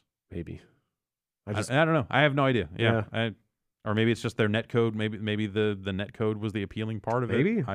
Like, do you think, is there some way they could be like gathering data off of this release, or is there some like underlying business thing that they could be doing? I bet this is more just like, hey, we're not going to get to finish this the way that we initially wanted to. A feel good thing. Yeah. So, but there's no reason not to put it out there in some form. Yeah. So let's just put it out there for free, and here you go. Sounds a little bare bones because it only supports one controller. Right. Like Seth straight up said, like, hey, the other player has to use a keyboard. You'll have to figure that out yourself. Just get joy to key and whatever. Though that game is very playable with a keyboard. Yeah. That's the whole design. The whole point of it is it is, it's very easy to play. Streamlines all the input stuff. That was a neat game. Yeah, it's cool that they're doing this. I just wonder if we'll ever see anything else from them. I don't know. Riot still feels like a weird. As someone who doesn't really will probably never play any League of Legends and doesn't know a lot of people who play League of Legends. Like Riot, I forget Riot exists a lot of the time. Yeah, even though they're like putting out, they have the biggest game in the world. Yeah, totally. But it's very easy to forget that they exist sometimes. Well, it doesn't exist on Steam. Like it's its own launcher. Like if you don't go out of your way to find it, like and you never play it, you don't see it that often. Exactly. Yeah. Lastly, I was not going to talk about the Katherine remaster because it's a remaster, but you guys want to talk about the Katherine remaster. Full body. Go. Katherine Full Body. Katherine FB. Yes. Huh. Okay. I don't know. They're re-releasing Katherine. They're adding a third. There's a third Katherine. I didn't know there was a second Katherine. That's the whole point of the game. Is that there's two Katherines. There's Katherine with a K. Okay. That's. I think I remember something about. Yeah. Is that like a late game reveal? No, or is that that's like kind of the crux of the game. Okay. Is you cheat on one Katherine with the other. Aha. Or do you? Or do you? Yeah. Right. Go inside the mind of Vincent. Maybe the sheep will tell you. Yeah. Rin is the third Katherine. Oh wait, she's not even named Katherine. Well, it's Katherine. Yeah. She's a piano player at the bar, I guess. So they're adding stuff to this. And and they're adding online multiplayer, and they very specifically shouted out, like in the press release or whatever, they're like, in this game developed quite the following in a competitive scene, so we decided to add a multiplayer, and that's just like really cool for that. It's relatively small, but there's a group of hardcore competitive Katherine players. They run tournaments at like Evo and it's wild that there's a Katherine scene. Yeah, it's really weird. Like, what even is the gameplay? You climb. That's right. You both spawn that puzzly climbing thing. It's really cool to watch. Like it's actually it's one of my friends, David, aka Dacid Bro, is kind of one of the figures in that community, and he described it a little bit like chess-like in the beginning, because you're plotting out your moves because you're both on the same board working with the same pieces. So you have to very clearly have a visualization of where you're going to be moving and stuff, and then it gets a little bit more scrambly once you're like in the middle of the action. There's a lot of layers of strategy. Like it has a scene all over the place. I know one of the best players is from Australia. There's some Japanese players who are really good. And it's really cool that they're adding this online mode because of this passionate community. It should give people hope for if you love your game and you have enough people out there that also love the game, keep playing it, because developers will take note of it. They will recognize that shit, and maybe the Shrek Super Slam exactly party slams. I don't even know who made that game, but they're probably like, hell yeah, Red Riding Hood should be banned because she is too OP. And if we had another chance to remake that game, we would fix it. We'd tune her. Balance her. I like my favorite thing about Shrek Super Slam is that Donkey and Shrek are like the two worst characters in that game. Of course they are. This says new cutscenes and new endings in this thing. Yeah, that's neat. I don't know. I ended up being kind of disappointed by Katherine. Yeah, I didn't love the plot or I liked the core gameplay, and that was it.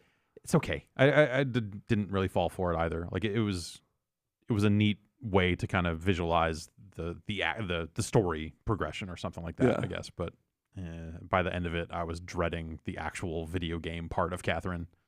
I wanted to see it wrap up. Yeah, I always wondered if Katherine was sort of like their table tennis, right? Of just like kind of. They made this weird side project to get their feet wet on this hardware, and then spent a zillion years making Persona 5. and then ended up having to bring that to the next generation of consoles anyway, alongside the existing ones. Yeah. Their Atlas is going to live stream this thing on the 22nd, which is Friday. Is that right? And it's PS4 Friday. and Vita. Yes, that's right. Yeah. Vita. Catherine. Yeah. They're running a Catherine side tournament at Evo Japan. If you're curious at all about checking that out, you should watch. Wait, there's an Evo Japan. Yeah. Whoa. It's like 5 games or something. Huh. It's a little bit smaller. That's cool. All right, that's the news. There's not much happening as the year winds down, obviously, but now you know. Let's take a super quick break and come back and read some emails.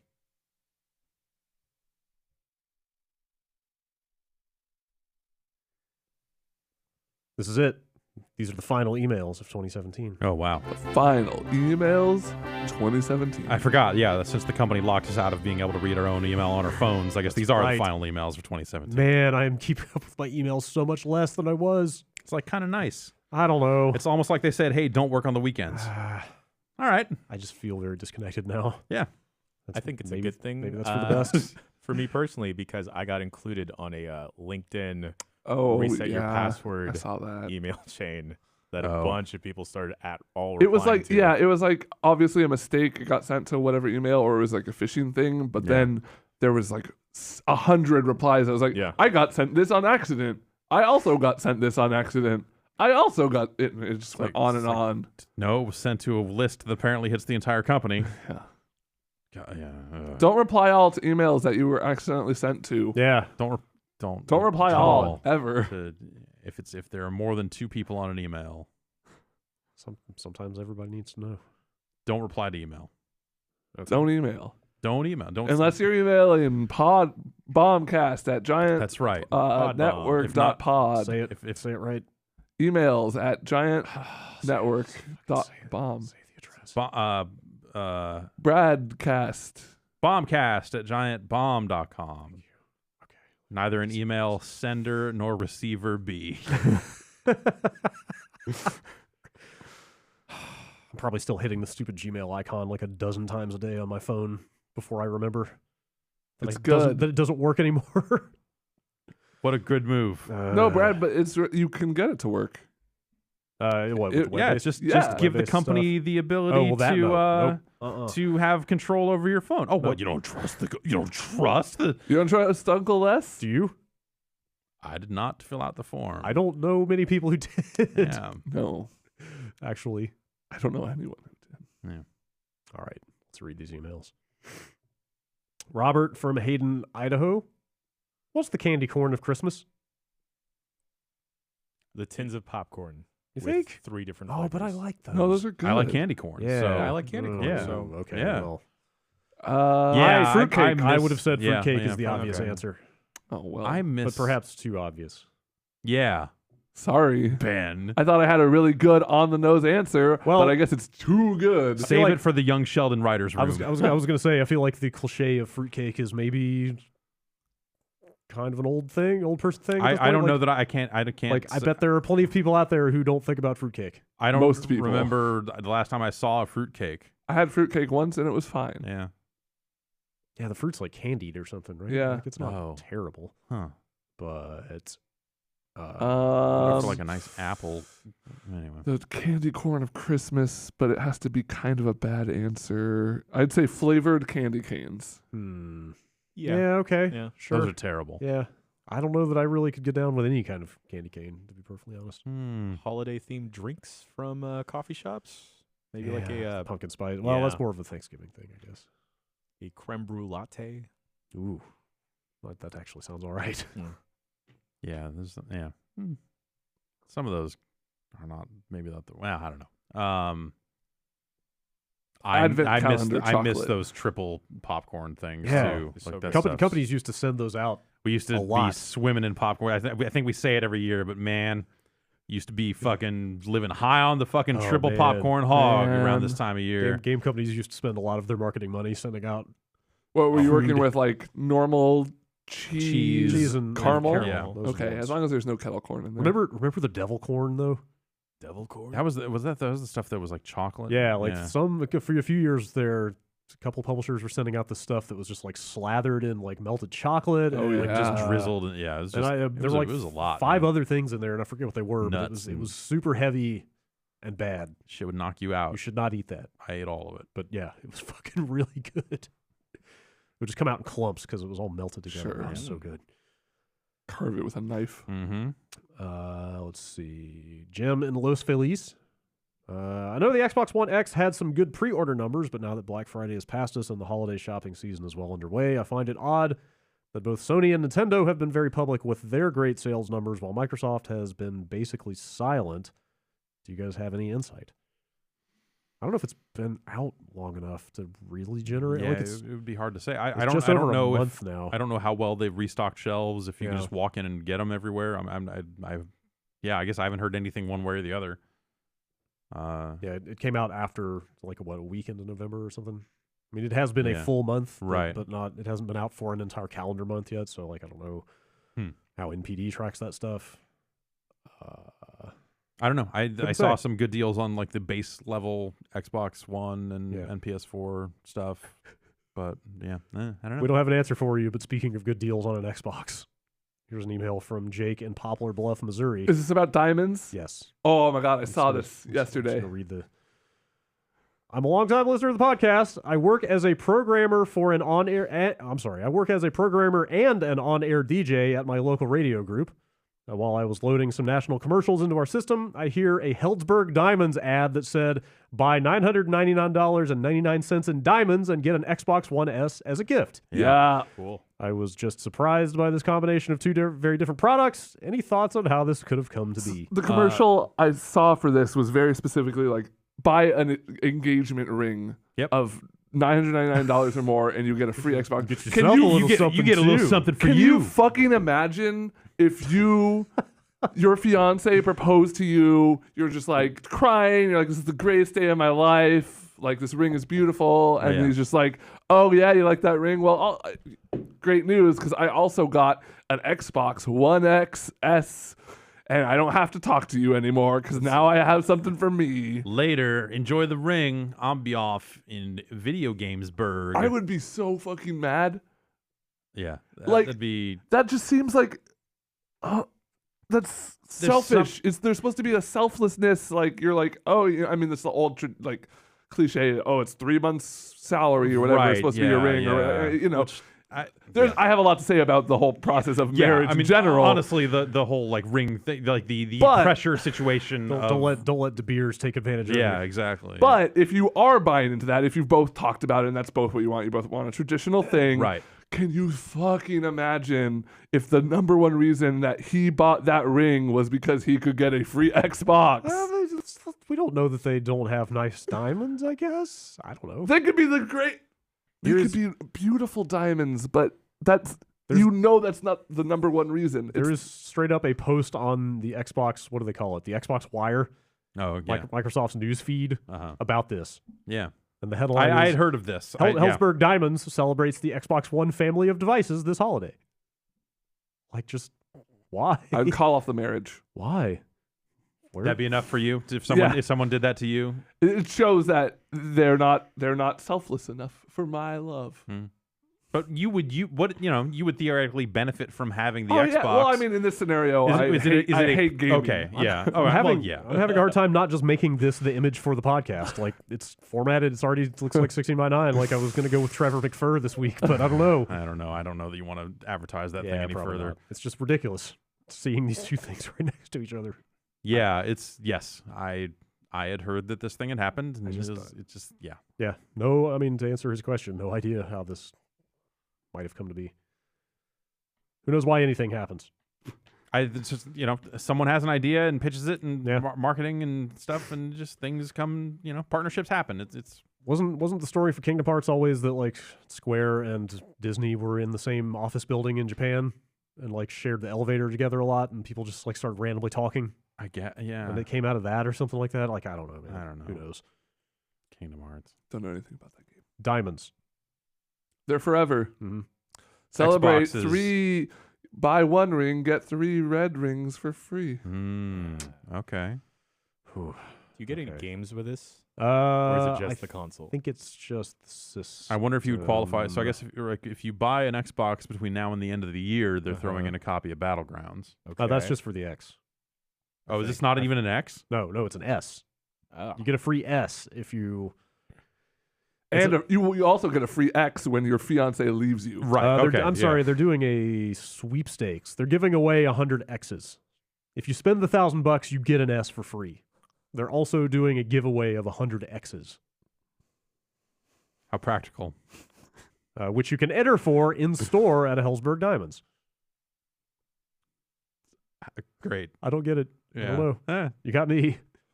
Xbox One S and Xbox One controller. 3-month trial of Xbox Live Gold and a 3-month membership to Xbox Game Pass. I think it's just comes in the box of every Xbox. That's not. I don't think that's so does the controller. Yeah. What a weird thing. Yeah. Only one controller. You can. Fuck. Because you'll be sleeping on the couch. You're right. They should have, if they wanted to actually fucking get this thing across without it being super shitty, it should have been like, and if they had gone like the smarmy fucking shitty route, like, and we'll throw in a second controller. Yeah, like at least you can go like, all right, I guess. Yeah. But yes, you're right. That's fucking super shitty. It's very strange. Let's see here. Arturo writes in from Chile. I was wondering, do you remember Toad Turnpike from Mario Kart 64? No. That one always felt weird to me as it seemed too, quote, realistic for a Mario game. But now with New Donk City, it is all the weirder. With this in mind, I have 2 questions. 1, is Toad Turnpike a city near New Donk? Yes. 2, do you think Mario's world is actually a futuristic society and the Mushroom Kingdom is sort of an Amish community? Yes. And that they are always high on shrooms? Yes. Mm-hmm. Okay. This is all true. Questions? Oh, okay. Questions answered. I had to look up what Toad Turnpike was. It was the one. It's the one with all the trucks and stuff, and you're racing like alongside traffic. Okay. Yeah.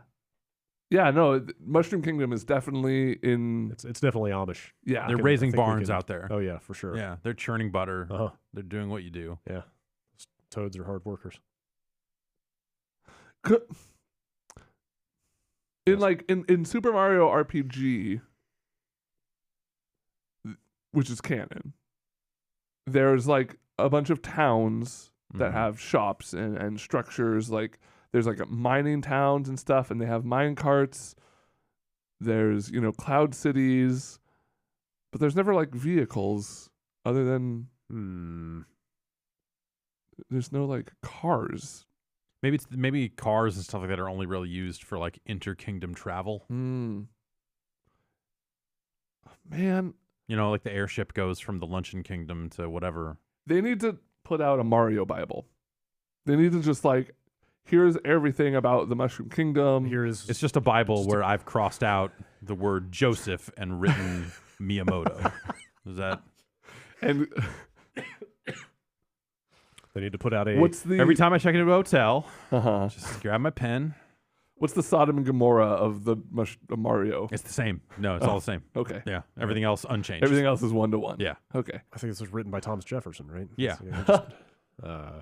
Yes, they need to put out a Mario Historia. Yeah. To explain all of this.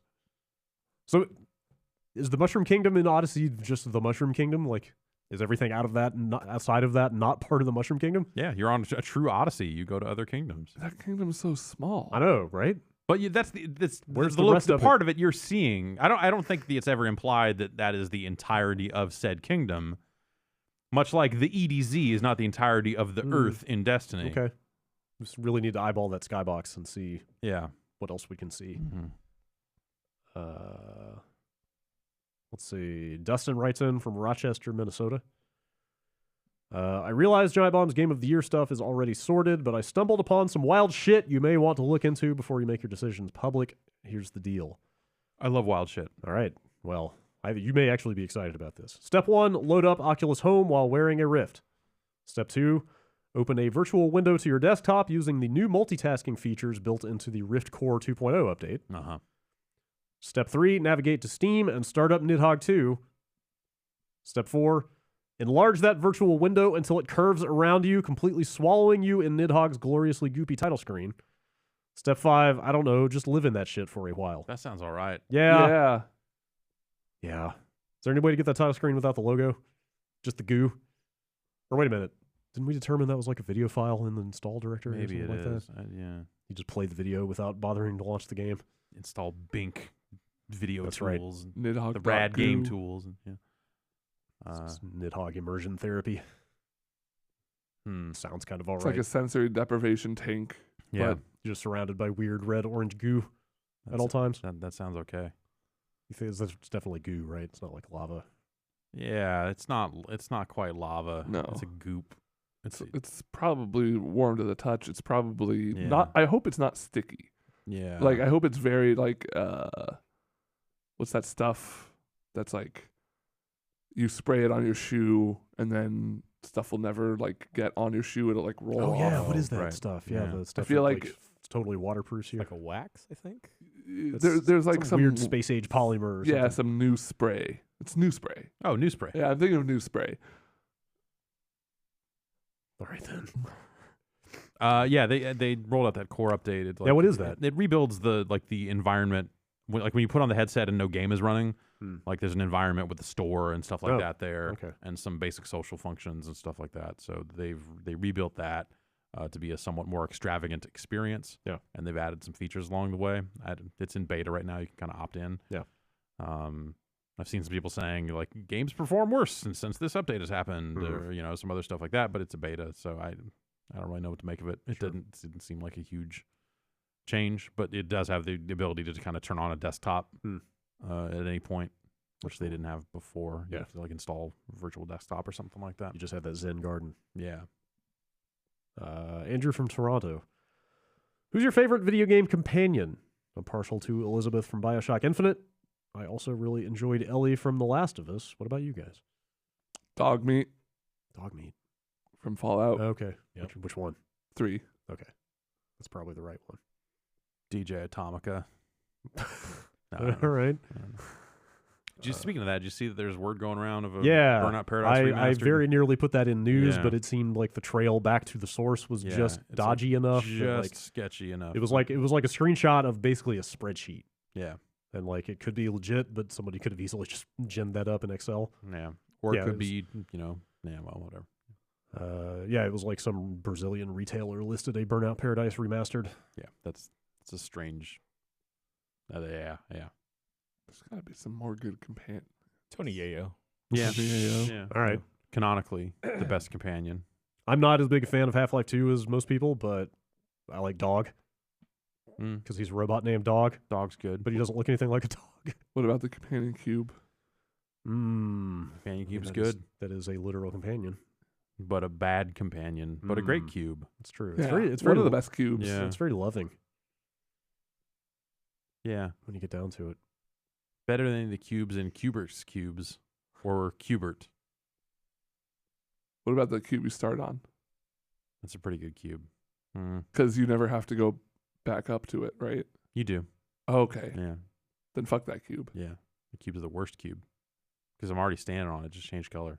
I guess cube to the bottom left. Best cube in Cubert. Okay. Yeah. Okay. How about this email from William? Over this year, a bunch of Q&As have taken place within the popular VR game Rec Room. Most recently, Dan Teasdale was invited on, or in, Rec Room and did a live Q&A. I only got to be there for a small portion, but I did manage to see them get interrupted by a player who would not stop shouting Pickle Rick at the top of his voice. Good. He was this you, Ben? He was quickly escorted out by security.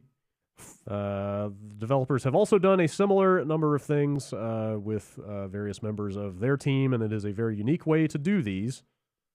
Do you think this is a cool idea? Do you think this will possibly draw people into the game if they were to get to hang out with more well-known people? And would you guys ever consider doing such a thing? I guess. I don't know. Yeah. Virtual PAX. Yeah. That's fun. I don't know. I would go hang out with Dan Teasdale. Yeah. In a VR environment. I would hang out with Dan Teasdale in a non-VR environment. That's true, but we have the opportunity. We have that luxury. Not everyone does. It's true. I don't know. That's kind of a cool idea, but yeah, I don't know who they would get to sign up for this thing. So. Yeah, I don't know that necessarily like draws people in per se. Also, like there are more dedicated chat things for VR. Yes, that might be a better stage for some of that stuff. I don't know. I'll come to your virtual reality show under the pretense that you don't have security escort me out if I start yelling at Pickle Rick. I cannot make that a guarantee. I'll do what I can. I mean, I'll do what I can. Sure. As long as, I'll do what I can. Thank you. That's the least you can do. Yeah. I'll do the very least. All right. From Rec Room to Playroom. I actually didn't mean to include 2 weird VR emails, but Jason from Oakland wrote in about Playroom VSR, or PSVR, sorry. Which I actually don't know what that thing is because I've never messed with it. He could have just asked us. I know, he could have. He's busy. Yeah. He's rendering videos. Okay. I downloaded Playroom for PSVR this weekend, and within the first 10 minutes, I saw a kid pretending to have sex with a cardboard cutout, and another kid shooting him. He wasn't pretending. And another kid shooting him with a laser gun. Tight. Is this the best VR or the worst VR? Both. Yeah. It was the best of VR. Yeah. It was the worst of VR. You should get into Rec Room. Oof. Is that thing done? Out? Rec Room? Yeah. Is it ever done? They're continually updating it. I mean, it's a free. free I guess it doesn't thing. really matter not, if it's like early access or what. Yeah. It just is. They've added a lot. Yes. And they've brought it to all the platforms now. Like it's on PlayStation. It's out there. Yeah. It's good. Wes writes in, my friend's roommate recently cooked an egg, then once it was cooked, scrambled it. What? He insists that what he made isn't scrambled eggs, but instead a fried egg that was diced up. Yeah. So I must ask, what are scrambled eggs? Should we rebuke this man? He didn't. That guy did not make a scrambled egg. Scrambled eggs is one color. Yeah. That's the rule. Exactly. If you don't fully whisk it, you can get some good white and yellow separation, but yeah. Generally speaking. Yeah. Closer to one color. Yeah, sure. Also, that's just like a cubed egg. Yeah. Yeah. That's just like what you get in a salad. White. That would fine in a salad. That's not scrambled eggs, though. You want some like good curds. Yeah. Scrambled eggs. You want to kind of slowly go around the pan. Yeah. It's big old chunks. I like them bone dry. Ugh. Dry scrambled eggs. What, you want it wet? Like leave a puddle? A little moist. No, you just got to find that like 10-second window between too wet and too dry. I use the Gordon Ramsay technique where you're always whisking and you go on the heat, off the heat, on the heat, off the heat, on the heat, off the heat. How's that go? Off the heat. It's a lot of work, but I can see the value. I was like, why don't you just like leave it in until it's done, then take it out? Because you get a fluffier consistency that way. Also, he asks, how do you guys like your eggs? Scrambled. Like scrambled like that, over meat. It depends what I'm eating them with. Yes, for sure. I think it would be easier for me to list the ways I don't like eggs because there's like almost none. Right. That I can think of. How don't you like I'm trying to think of one that I wouldn't raw. Like. Yeah, sure. Actually, there are plenty of ways I don't like eggs. Yeah? Like I pretty much only want scrambled eggs, an omelet, which is basically scrambled eggs. Or like a fried egg. I don't like a hard yolk in a fried egg. Yes, I want it to run. Definitely with you. Yeah, sure. That's my least favorite. Hard fried. Yeah. Honestly, like I got super burned out on hard boiled eggs. Like that's my least favorite. I just think hard boiled eggs are gross. I just got into them. I love hard boiled eggs. Yeah, yeah, it's easiest lunch. Breakfast. Totally. I used to be fine with them, but I ate so many of them, it just kind of got boring. It's good on salads. Yeah, for sure. Man, I just poached every old way. Like you can't screw up an egg. There's a place called Egg Slut in LA that does a marble egg. What? So it's like almost a runny yolk, but then they break it and then swirl it around. So you get a nice yolk mixture with a white. Okay. Yeah. That sounds good. I tried to go to the Egg Slut in Vegas, but there was just a huge line. Yeah. It's fucking crazy. It's insane. Yeah. There's like 2 now in LA, so there's one that's less busy than the busy one. Yeah. I think poaching is the only one I couldn't do myself. It's tough. It took me a long time to just like no. And it's not worth it. Like in a pot? Yeah. Oh my god, no way. With a little vinegar in the water. Like maybe if I had one of those contraptions that helps you with it, but like just the whisking it in a pot of boiling water, like no way. That's too hard. Yeah, it's it's not worth it for what I want out of a poached egg. I'll just do an over medium. Totally. Eggs Benedict? Anyone like that? Oh yeah. Hell yeah. Not really. Oh, it's so good. I like Blackstone better, which is with the like thick slice of tomato and and actual thicker bacon. I've had that. That's also good. For sure. Okay. Question from Max. Satan appears in front of you and says you have to remove either Gabe Newell or John Carmack from history. Everything they've done or touched is erased entirely, and so is any memory of those things. Who do you pick and why? John Carmack, because then there's no Dota. If I pick Gabe, there's no Dota.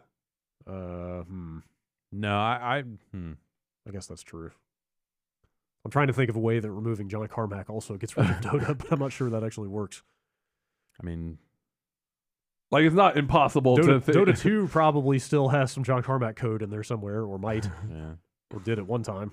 But, yeah, I guess Dota 1 would still happen without him. I think a lot of the stuff around Steam, if Valve didn't exist to do it, it would have gotten done by someone else. Like, maybe not as well or maybe better. Well, my fear is it would have been way worse. Maybe. Like, of course, plenty of people could complain that Valve is not great to begin with. But and when it started out, Steam was not. Yeah. But I can still think of a lot of ways that Steam could be way worse than it is. Yeah, like in the wrong hands, you know? Mm-hmm. I don't know. I feel like a lot of the stuff Carmack did, like other people would have gotten to pretty quickly if he hadn't been there. Maybe not early on. Maybe the first, like Wolfenstein, maybe not. But, I think if there was no John Carmack, like, you wouldn't have had Half-Life and you wouldn't have had Valve. Yeah, like, you're probably right. There's kind of... Oh, God, I didn't even think about that. You're kind of... You know, you're probably totally like right. Their histories are intertwined in so many different ways with the products that like you kind of can't. That's a good point. You kind of can't choose Carmack because that's choosing both, right? Which maybe you want both. Yeah, I was thinking about like Unreal was in development while Quake was in development, you know? Right? Like they were doing a lot of the same stuff, but maybe they would not have been doing that stuff if Doom didn't exist and blah blah blah. Right? I don't know. It's a weird question. Let's see. I meant to watch the new Sea of Thieves video before we read this email, and then I forgot to watch it. Great. So, did anybody else watch it? I didn't know that there was one. They put out a new Sea of Thieves video that runs down the progression. Oh. Like the thing you wanted to know. Yeah. All right. I should watch that. But, yeah, Alex from Massachusetts basically wrote in asking if we think the Sea of Thieves is the new No Man's Sky of just like, here's this cool concept. It seems like it would have a lot of cool applications. No, because then you constantly are saying, like, what do you actually do?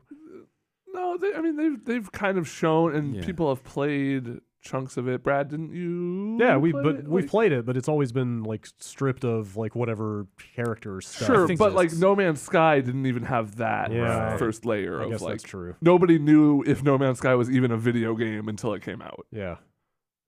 Yeah. And with Sea of Thieves, like there was at least that kind of basic understanding of just like, well, it's a multiplayer pirate thing. Like the gaps in like what are the progression, like I kind of whatever, but like you inherently understand like, oh, we're gonna have fun on a pirate ship. Yeah. Like and go do what pirates do. Like there's a lot of stuff you can kind of infer. They're very clear about their multiplayer too. Right. Yeah. There's that. This is a 7.5 minute video. Here is a screen of what looks like a quest interface of some kind. So, okay. All right. I think Sea of Thieves is a video game. Yeah. I'll have to check that out. Yeah. Yeah, I want to watch that. That game's not far off, and I am excited about it. When's that? March. Oh, right. Mm-hmm. Let's see. A different Alex, I assume, writes in from the PEI in Canada. That's Prince Edward Island. Oh, yeah. Mm-hmm. I'm just curious, did you guys see any residual increase in traffic from Drew's short time atop a meme mountain? No. Nothing at all? No. Did you see the CNN linked to that UPF episode? Yeah. Like a week or two ago? Yeah. That's why I included this. I didn't think to check. I did an interview like last week with someone who was, I think on the heels of that CNN thing. Yeah. Like Imager also put out a thing that's like confirmed that was the number one most used GIF. What was it like being you said the thing that made Drew do the thing? What's that? And I was like, yeah, that's like we call it Friday. It's like we kind of we have a great community that makes a ton of stuff exactly like that. Free promo code, free trials. really wild that one took off the way it did, but that didn't. Especially like years after the fact. Right. I actually had a dream this morning just wondering like where it happened to me and just like what life must be like just seeing your face everywhere. Seems tough. I bet it's not that different after you get over the shock of it. I don't know, man. Just like there is a 25% chance you will see your face on the internet. Yeah, but it's not like you're getting residuals or something. Like it's not, exactly. It's not gonna That's why it's weirder. Well, the stuff that gets like infuriating is where it's like, oh, here are people selling T-shirts with your face on it, like people trying to profit from it in a very direct way. Sure. Or like people using it for their like gross memes. Oh, well, like just like that doesn't. I'm sure that's gross too. I have been a part of that to a certain extent over the years as well. I don't know. Like it's weird because I feel like our community like traffics in a lot of that stuff, like in volume, in a lot of animated GIFs and that sort of stuff. So like, yeah, I'm sure it's weirder seeing it in unexpected places and seeing it nonstop, but my face turns up a lot when I'm looking at the internet these days, I guess. Like it's just people sending me stuff. Hey, you did this on this thing. And I'm like, all right, yeah, that seems like something I would have done. Yeah. Ben from Cincinnati. Both Battlefront 2 and Destiny 2 have gotten blown up by the press and consumers over shoddy treatment and design made seemingly in order to push microtransactions. The repercussions of this have been more apparent for Battlefront 2 in lower than expected sales numbers. Do you think this could actually be a theoretical good thing to happen right now for the future of Anthem? With both of those games stumbling in that department, it leaves the door open for BioWare to step in, make a great game, and maybe even have enough force to push back against EA trying to shove what they did to Battlefront into Anthem. The idea of, I doubt that BioWare as a name would have any real pull at this point. You know, like the people that founded it have moved on. Like it's an EA studio. Yeah, there are people that have been there a long time, but I guess I don't know. I don't know one way or the other. But you would like to think the brass of EA is stepping back, though, and looking at that whole thing. Oh, you'd like to, yeah. You'd like to think a lot of things. Yeah. I don't know, because you would also think that like the core development of Anthem would have been with some of that stuff in mind. Mm-hmm. So I bet it did result in some changes to Anthem, but like, will that make the game better or worse? Like, there's too many different factors to even say. Yeah. But you have to imagine that Anthem could have been a fertile breeding ground for that type of microtransaction. Sure.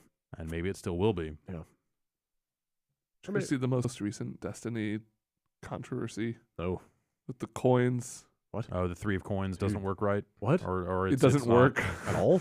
Doesn't work at all in Heroic Strikes, and it's like they don't really give you the numbers of what it does. It's just like it kind of improves. There was like a Reddit thread that was like, hey, I'm not really noticing many increases, and it like blew up from a lot of people saying like, I'm not seeing shit at all. And so like people started testing it, like running it certain times of the day and like certain events, and yeah, it was just like very minimal. What did they do to that thing? They changed what it does, right? I think it increases the likelihood that you'll get an exotic engram drop from anything. Oh, the change they made is it's a time period now. Right. It's a time period and it doesn't stack anymore. Yeah. Okay. It's just a one time. But it's not like the first game where it gets spent when you fight your first like Ultra or whatever it is. Okay. It's just it's a time. Yeah. And so if it's already a low spawn rate and it's just increasing the percentage, like at some point that's still a pretty low spawn rate. Mm-hmm. And they put out an announcement saying we're gonna. Cool. All right. Don't worry, guys. We'll look at it. Another week, another Destiny uproar. Yep. Yeah. I think that's why I passed that one over because I didn't realize it was not the same as the last one. I finished the story stuff for the expansion last night. Yeah, I got like 3 missions into it and haven't gone back to it. It's really boring. Yeah. I don't know. It's got an okay setup. The first couple missions were kind of interesting. Right. But like, well, the thing is, like, there's that, and then it starts sending you to other places, other planets. Mm-hmm. So it's like you're returning to places you've been. Yeah. I think the quest I've got is to go back to the Pyramidion. Right. Which, like, okay, I guess it's cool that you put a story mission in there, but also But like you kind of run that strike. That's reused content. You kind of just run that strike. Yeah. It's slightly different. Yeah. But you kind of just run that fucking strike. Yeah. And hearing that you go back to the Infinite Forest like multiple times, and that it's kind of the same every time. Yep, it is. Yeah, it really is. Yeah, like the boss fight's interesting. Yeah, I hear the boss is really cool. I would like to see that. I'll finish the story stuff, but I don't know what I will do after that. It's not like something opened up that was like, here's an awesome thing for you to go do. Exactly. It was just like, cool, thanks. I was trying to figure out like, okay, what is the sort of post game of this little story? Here's another exotic set of gloves for you to fucking infuse into the gloves you like. Yeah. I mean, there is the new raid stuff, but like, half the people I know have moved to the PC version, so even finding a group for that is tough. Yep. There is one new strike in that thing, right? Probably. I don't know. Right.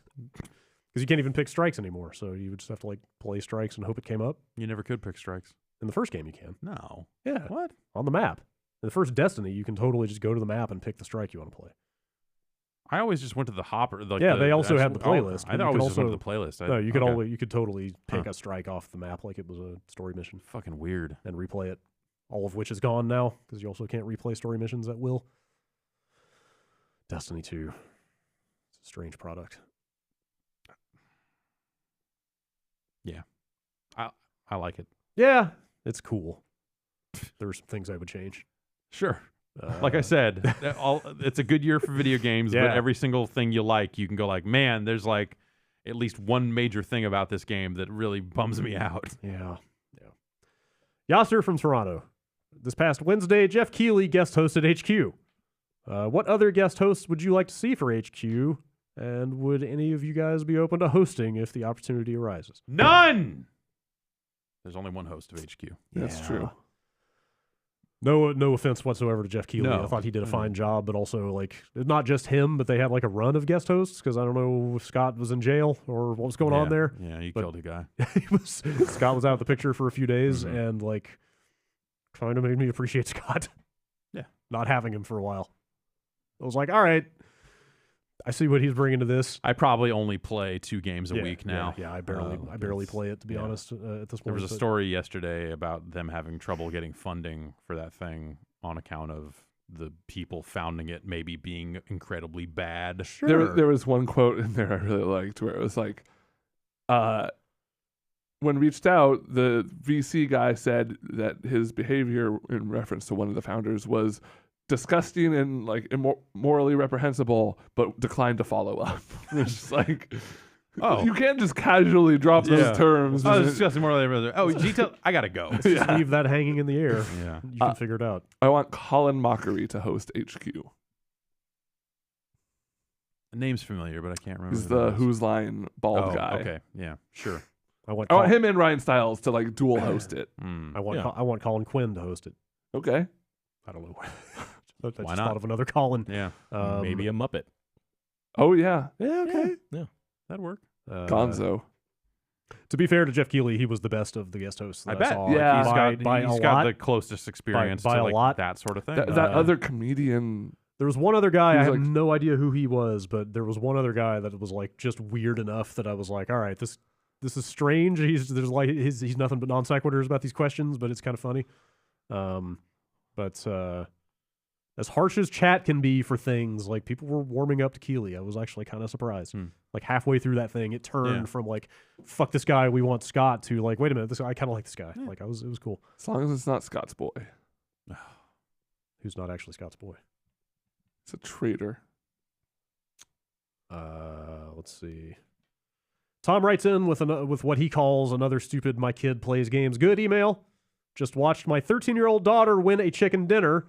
I've been struggling to earn one myself, and she beat me to it. Super proud in a shoulder-slumped, melancholy sort of way. Yeah. She cheated. She's a hacker. Whatever, man. That's the only excuse. He should be proud. She hid in a bathroom, probably. Didn't even probably get any kills. Maybe you should do that. I could do that. Maybe you should. If I wanted to, maybe you but should. I don't want to. Yeah, maybe you should. If she won a solo dinner, then she beat me to it, because I've never won a solo dinner either. I feel less bad. I thought you all won solo dinners. I've won multiple team dinners by getting the last kill though. So I'll take that. But that's cool. Congratulations to your daughter. It's daughter. It's fake. Your daughter sounds awesome, and you should congratulate her. Never write in again, you liar. I got my solo win before we even started. I think before we even recorded a quick look. I think when I was still like, hey, you guys should check this thing out. I won one. It's rad. Yeah. The rest was history. Sam from SLC. I play a lot of games outside of Steam, but I still have to use DS4 Windows to set up my controller. Why does it seem like Sony is delaying making a first-party application for the PC? Like, I don't know that they ever will. No, I don't. Why would they? Yeah, I don't think It's that the controller standard that everyone is using is not the one that non-Microsoft controllers use. Right. So, like, if you're using direct input, the PS4 controller reads normally, but everyone uses X input. Well, now. I guess in a roundabout way, what he's really asking is why haven't they made an X input driver for the DualShock? Because it's Microsoft's controller standard. Yeah, like they don't have any reason whatsoever from a business standpoint to do that. Yeah. Yeah, they're not really incentivized to do anything. Like you plug it in, it works. Yeah, like to the letter of the law, but not the spirit. Right, totally. And that was enough to get me to not use a PS4 controller on a PC. Like I'm not going to run some fucking weird third party thing. That thing is pretty well done for what it is. Yeah. Although like occasionally there's weird workarounds. You have to like. When it got to the point where a Windows update broke it, and they were like, "Oh well, you just like Explorer crash when you launch it, but it'll be fine." Like I was like, "All right, this is too much." Nope. I do fucking love that you can move RGB sliders back and forth to fuck with the LED light on the controller. That's, really super fun. That's neat. But it's kind of too much trouble for when an Xbox One controller is totally fine. What's that? Like lights. A hue. Hue. We need like a hue. Universal that also works with like controllers. Yeah, you just control it all from your phone. Smart home controller lights. Smart controller. Let's see. Khalil writes in from Baltimore. I just saw that DayZ finally has a release window of quote 2018, some 6 years after Dean Hall originally put out the mod. This means that PUBG, a knockoff of King of the Kill, which is a paid mod of H1Z1. Which is a knockoff of DayZ, which is itself a paid mod for Arma 2, has come out more quickly than DayZ itself. This leads me to wonder if the DayZ-style zombie survival genre has been surpassed entirely by the success of PUBG and its Battle Royale style. Yeah. Is the DayZ genre dead, and should it be dead? Yeah. Yeah, I mean, it's dead. All right. It should be. It should take a break. Yeah. At the very least, like I'm not opposed to playing another one of those types of games in a few years, and somebody has like a good twist on it. I could just never get into any of them. Like they were all just. I liked. None of them ever worked for me. I liked DayZ. Do you think there's a 1-to-1 of people moving from stuff like DayZ to PUBG, or are they different enough that it's like different audiences? Because all it takes is like you have your DayZ group of friends that you play DayZ with, and all it takes is like a couple of them getting into PUBG. Yeah. Well, I meant more just like, do they scratch enough of the same itch? Like I never played DayZ, so I don't know if they're quite. It's not. DayZ is more about survival, where PUBG is more about like the kills. hunt. Yeah. And PUBG is like that quick hit of adrenaline, that you can kind of repeat over and over again. Like it's insidious in some ways, in ways that DayZ isn't necessarily. Sure. But like I think if you're looking at like the health of like the survival like zombie genre or whatever, like look at what they did with the branding for H1Z1. Yeah. Where now they had H1Z1, which was their zombie survival game, and then they launched H1Z1 King of the Kill. Since then, they have changed H1Z1's name to Just Survive. It is no longer called H1Z1. The entire name of the game is Survive? Just Survive. Oh, it's words. Just Survive. Just Survive. Oh, that's the name. Weird. And they have just shortened King of the Kill's name to just H1Z1. Oh, weird. So, they rebranded both things. Yeah. And you buy them separately? Yeah. Weird. To basically say like, oh, we have better name recognition with this thing, but people keep accidentally looking at it and going like, the zombie game, no. Yeah. So they fucking executed this multi-month strategy of renaming everything to get it all in line with how they wanted to promote stuff. I was thinking a lot yesterday as I was installing games, going through like my library on Steam, installing games, how much I want another Left 4 Dead. Like, I don't want just another Left 4 Dead. Yeah. I want another Left 4 Dead that brings something new to the table because they would have to do something drastically new with it. Did you see that trailer for the game from the Payback lead designer? No, I heard about that. Is it called GTFO? It's called GTFO. Yeah, that got announced at the Game Awards. They showed the trailer at the Game Awards. It got announced before that. I saw some screens. That's Ulf. Really? Yeah. Oh, what? Yeah. Huh. Yeah. Okay. I didn't realize that's who that was. That's cool. Yeah, I don't. That has a Left 4 Dead vibe to it, where they're talking about like, a director style concept of like that'll make it different. Yeah, it looks really nice. Like the screens. I hate the name. Yeah, I was gonna say the name was super off-putting to me, but God, that looks fucking super good. Just like the graphics, it's a very slick looking game. Yeah. I mean, that's like there's some aspect of that in Payday, right? Like they're not totally different games, right? Yeah, whereas Payday's more about like speccing out a character. Right, it's a little more mission based. Yeah, but it is not that distinctive from Left 4 Dead. And there are some levels that are like fully stealth only. Right. Yeah. Like you can make snide comments about Skinner boxes or whatever, but I would like some kind of persistence in Left 4 Dead if they make another one. Sure. Like something that carries over from match to match. Yeah. Some kind of gear loadouts or something. I don't know. Yeah, I mean, you're always kind of on the fly, making do with what you got in that game. That like a starting loadout might not always. Even if it was as simple as cosmetic stuff, sure, I would be better than nothing. I think. Yeah, I've played thousands of matches of Left 4 Dead across the two games, and I was completely happy with that. But if I wanted to, if I was designing the next Left 4 Dead, it would have some sort of progression. Yeah, for sure. Let's see. A couple more emails. Did you ever get into the Call of Duty zombies stuff? No, I never really got into any of the Call of Duty stuff at all. Zach from Skyatuk. I'm just gonna say Skyatuk. How you say that? Any idea what's going on with Magic Leap? Not really. Okay. But no, they feel like there's something there. I don't know. Like it's that thing. It sounded like the founder was out there on Twitter recently, saying, like kind of implying that maybe they were gonna show something soon, or that they were shooting something. I don't know. I feel like that thing went from, like you were hearing, it was the most incredible thing ever. Exactly. Like I heard like it's augmented reality. It's an AR. It's like an AR glasses thing. Okay. That like Weta produced this demo of like an AR game.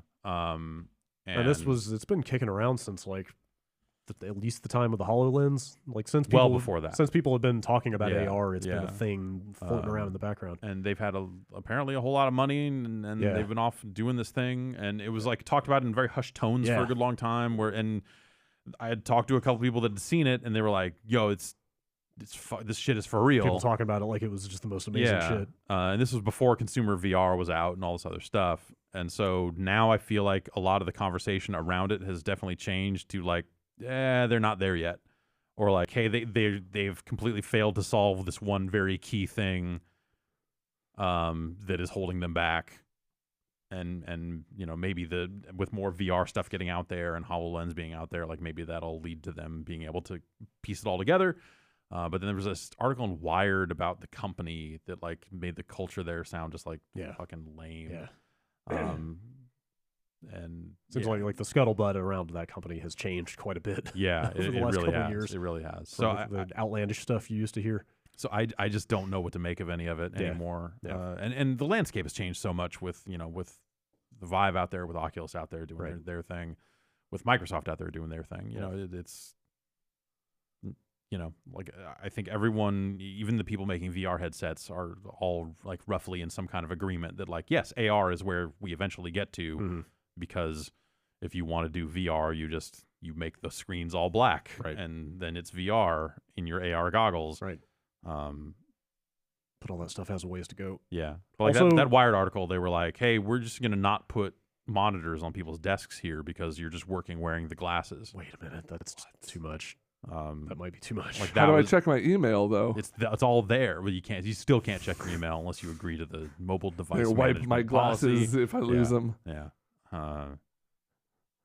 So I, like they were making big, and I think that obviously the tech eventually gets good enough for that stuff to happen, for that to be a reality. Yeah. Good, clean, readable text in glasses. I always thought AR seemed like the next step, not VR. Yeah. Yeah, totally. And but there's something to be said for taking over your entire environment to say, like, now you're on an alien planet, not in your dumb office. You're not shooting robots coming out of the walls. That said, the HoloLens demo I did where I shot, like, robots or whatever that were coming out of the walls was fucking nuts. It was really cool. But, yeah, I don't know. I feel like we're just in a weird spot right now because those headsets are all out there and they work as advertised, but I don't feel like people are, like, jumping out of their chairs for that stuff anymore, No, I mean, like, it's like obviously it's picked up steam. There are people who are still incredibly enthusiastic about VR. Totally. I think it's inspiring developers to do new things, and like this is like the ground zero for what's to come. Right. But this is not the time for every single person to go out and buy a VR headset. Totally. Between the prices and just the quality of the it's just we're just not there yet. Feels like we're ways off from that stuff. Let's see, Josh from Chula Vista. I was in the shower contemplating the last year in games as a whole when I happened on a question I don't really know the answer to. Where does the Switch fall in the traditional generations of consoles? Does it stay in the 8th generation that its predecessor started?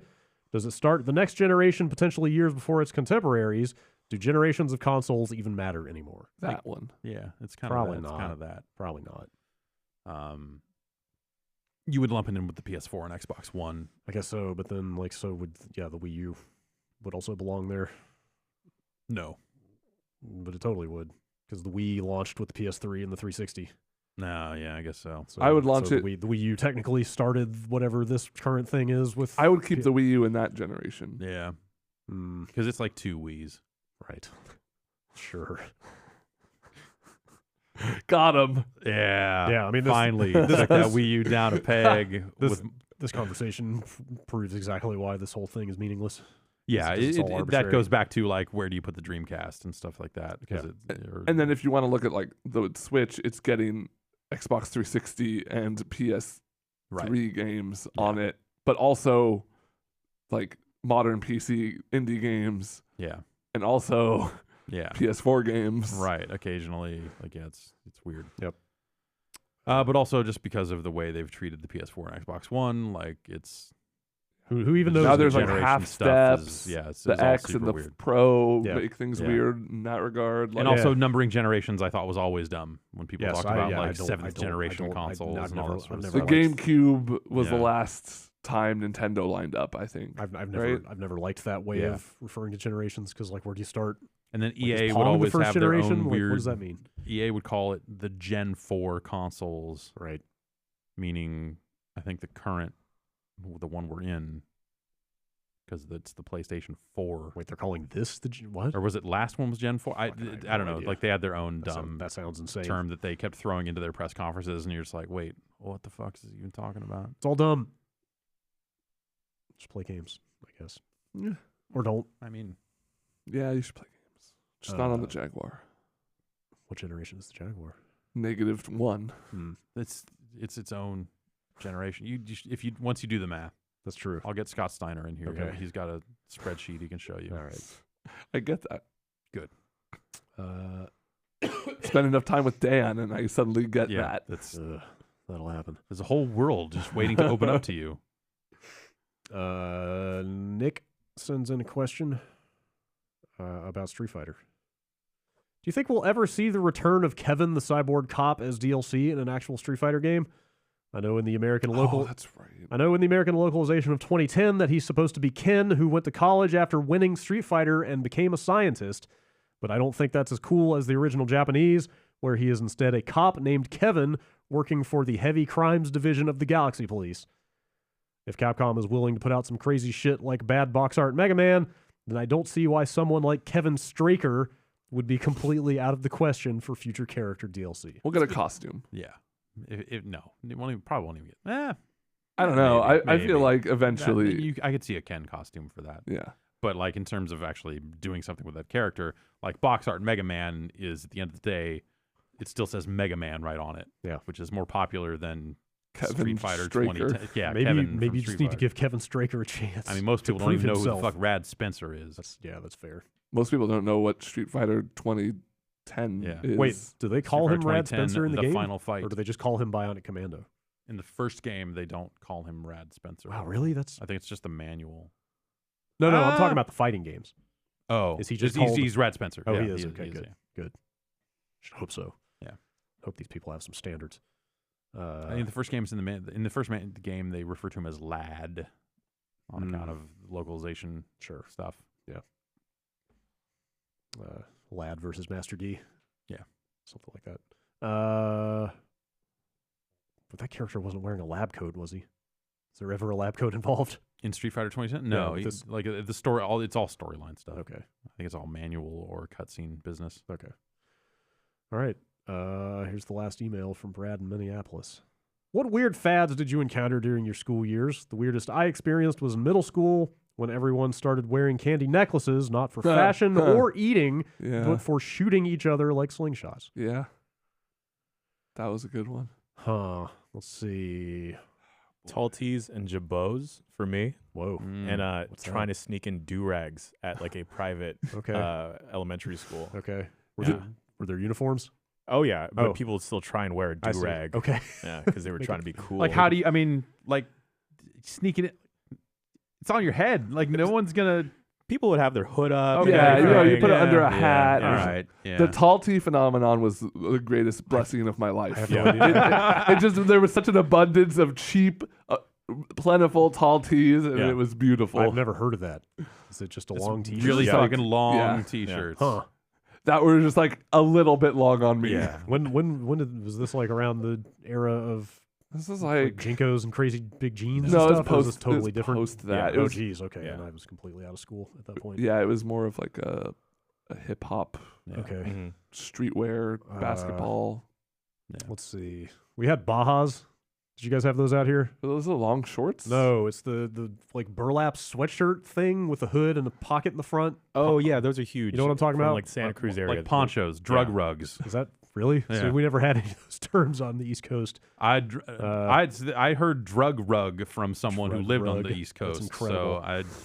So I'm trying to find. I mean, you know what I'm talking about, right? I do. I don't think I need to find it. Hang on, I'm trying to find a decent picture. Like this thing. Yeah. Oh, like okay. That was huge when I was in like 9th grade. Yeah, Santa Cruz for sure. Yeah.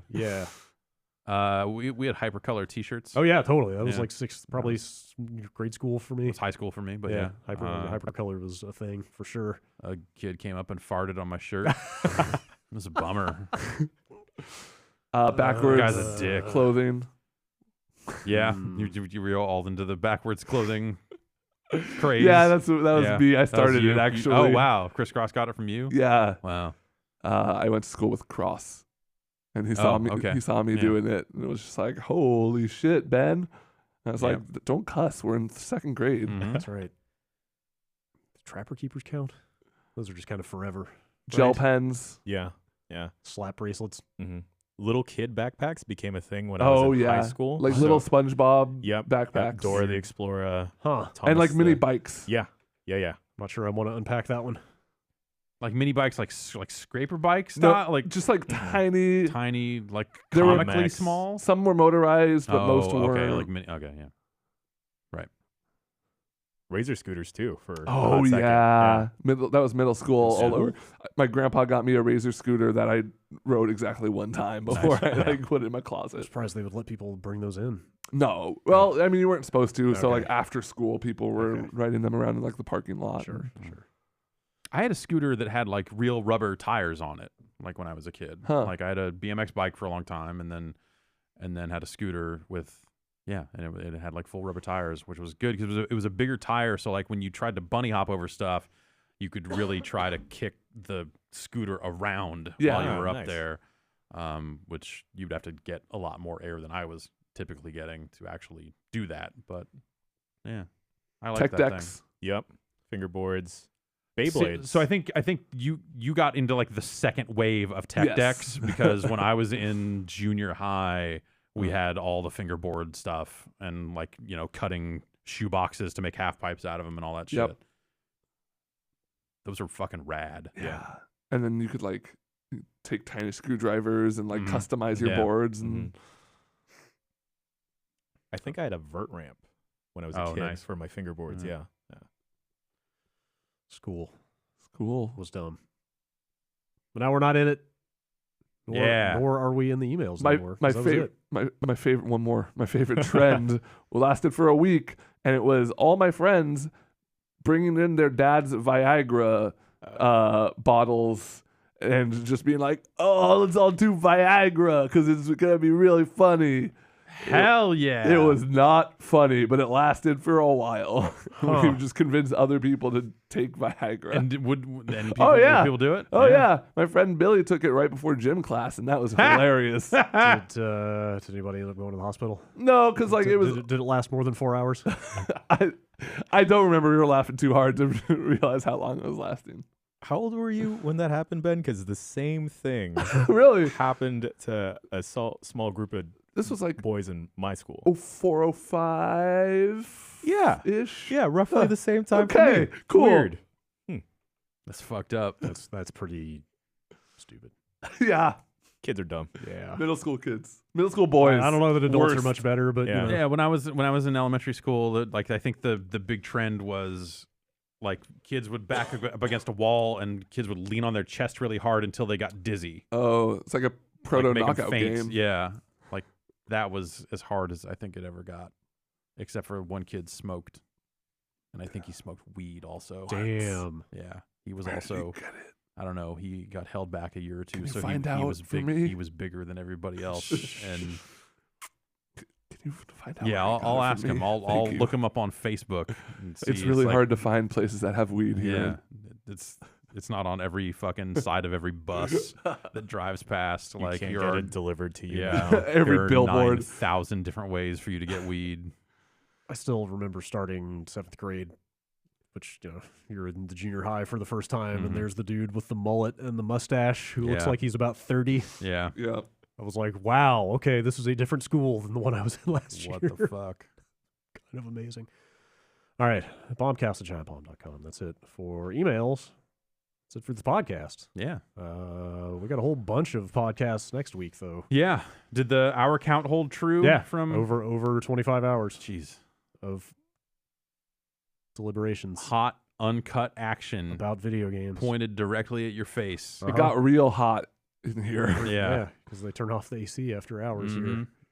It's nice being in here with half the people. Yeah. Works a lot better. Yeah, but that stuff will be going up all next week. That was fun. Yeah, that'll be Monday, starting 10 a.m. Pacific. We'll start rolling that stuff out. We got top 10 lists. Yeah. We got our articles. We got video. Yeah. We got some stuff. Some video fun going up next week. It will be good for sure. Yeah. Ben, I think you wanted to chat about one more thing before we get out of here. Before we actually take a break quickly, and then you guys. Yeah, that's right. Yeah. Fire up the call-in show. We're gonna be around for a call-in show right after. If you're listening to this live, of course. Yeah. Stay tuned. There'll be instructions on how to call in as usual.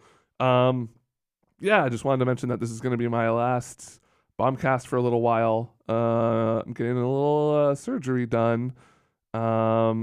It's for my feet. Don't need to get super into it, but it's a procedure I had done on one foot way back in the day, and I've needed for a really long time on the other foot. But it's never like lined up. I've never been in a position where I've had both healthcare and a job I could like do parts of remotely. And the time it's nice because we're taking a little break while the game of the year stuff goes on. But I'm going to be out for a little while, a couple weeks, and then I'll be popping up here and there as I'm recovering. We all have to meet and figure out an exact plan. You got that PC now. I got that PC now. Turns out there's a lot of things you can do with a PC. Yeah, it's a versatile machine. I'm already in talks. Me and Abby have something cooking up that I'll be able to do remotely, and that'll be nice. We're gonna get started on that in early January, but everything will be back to normal by February. Yeah. Which will be nice. But I've needed this for a while. It's gotten pretty bad. It's gotten to the point where I can't walk without pain anymore. It seems like a which you should probably do something about it. Like, It's kind of like I went to my podiatrist and I was like, she's like, I'm out of like, she's been helping me, with like temporary solutions and stuff and orthotics and all that, but it's gotten to the point where she's like, there is one thing left to do. Yeah.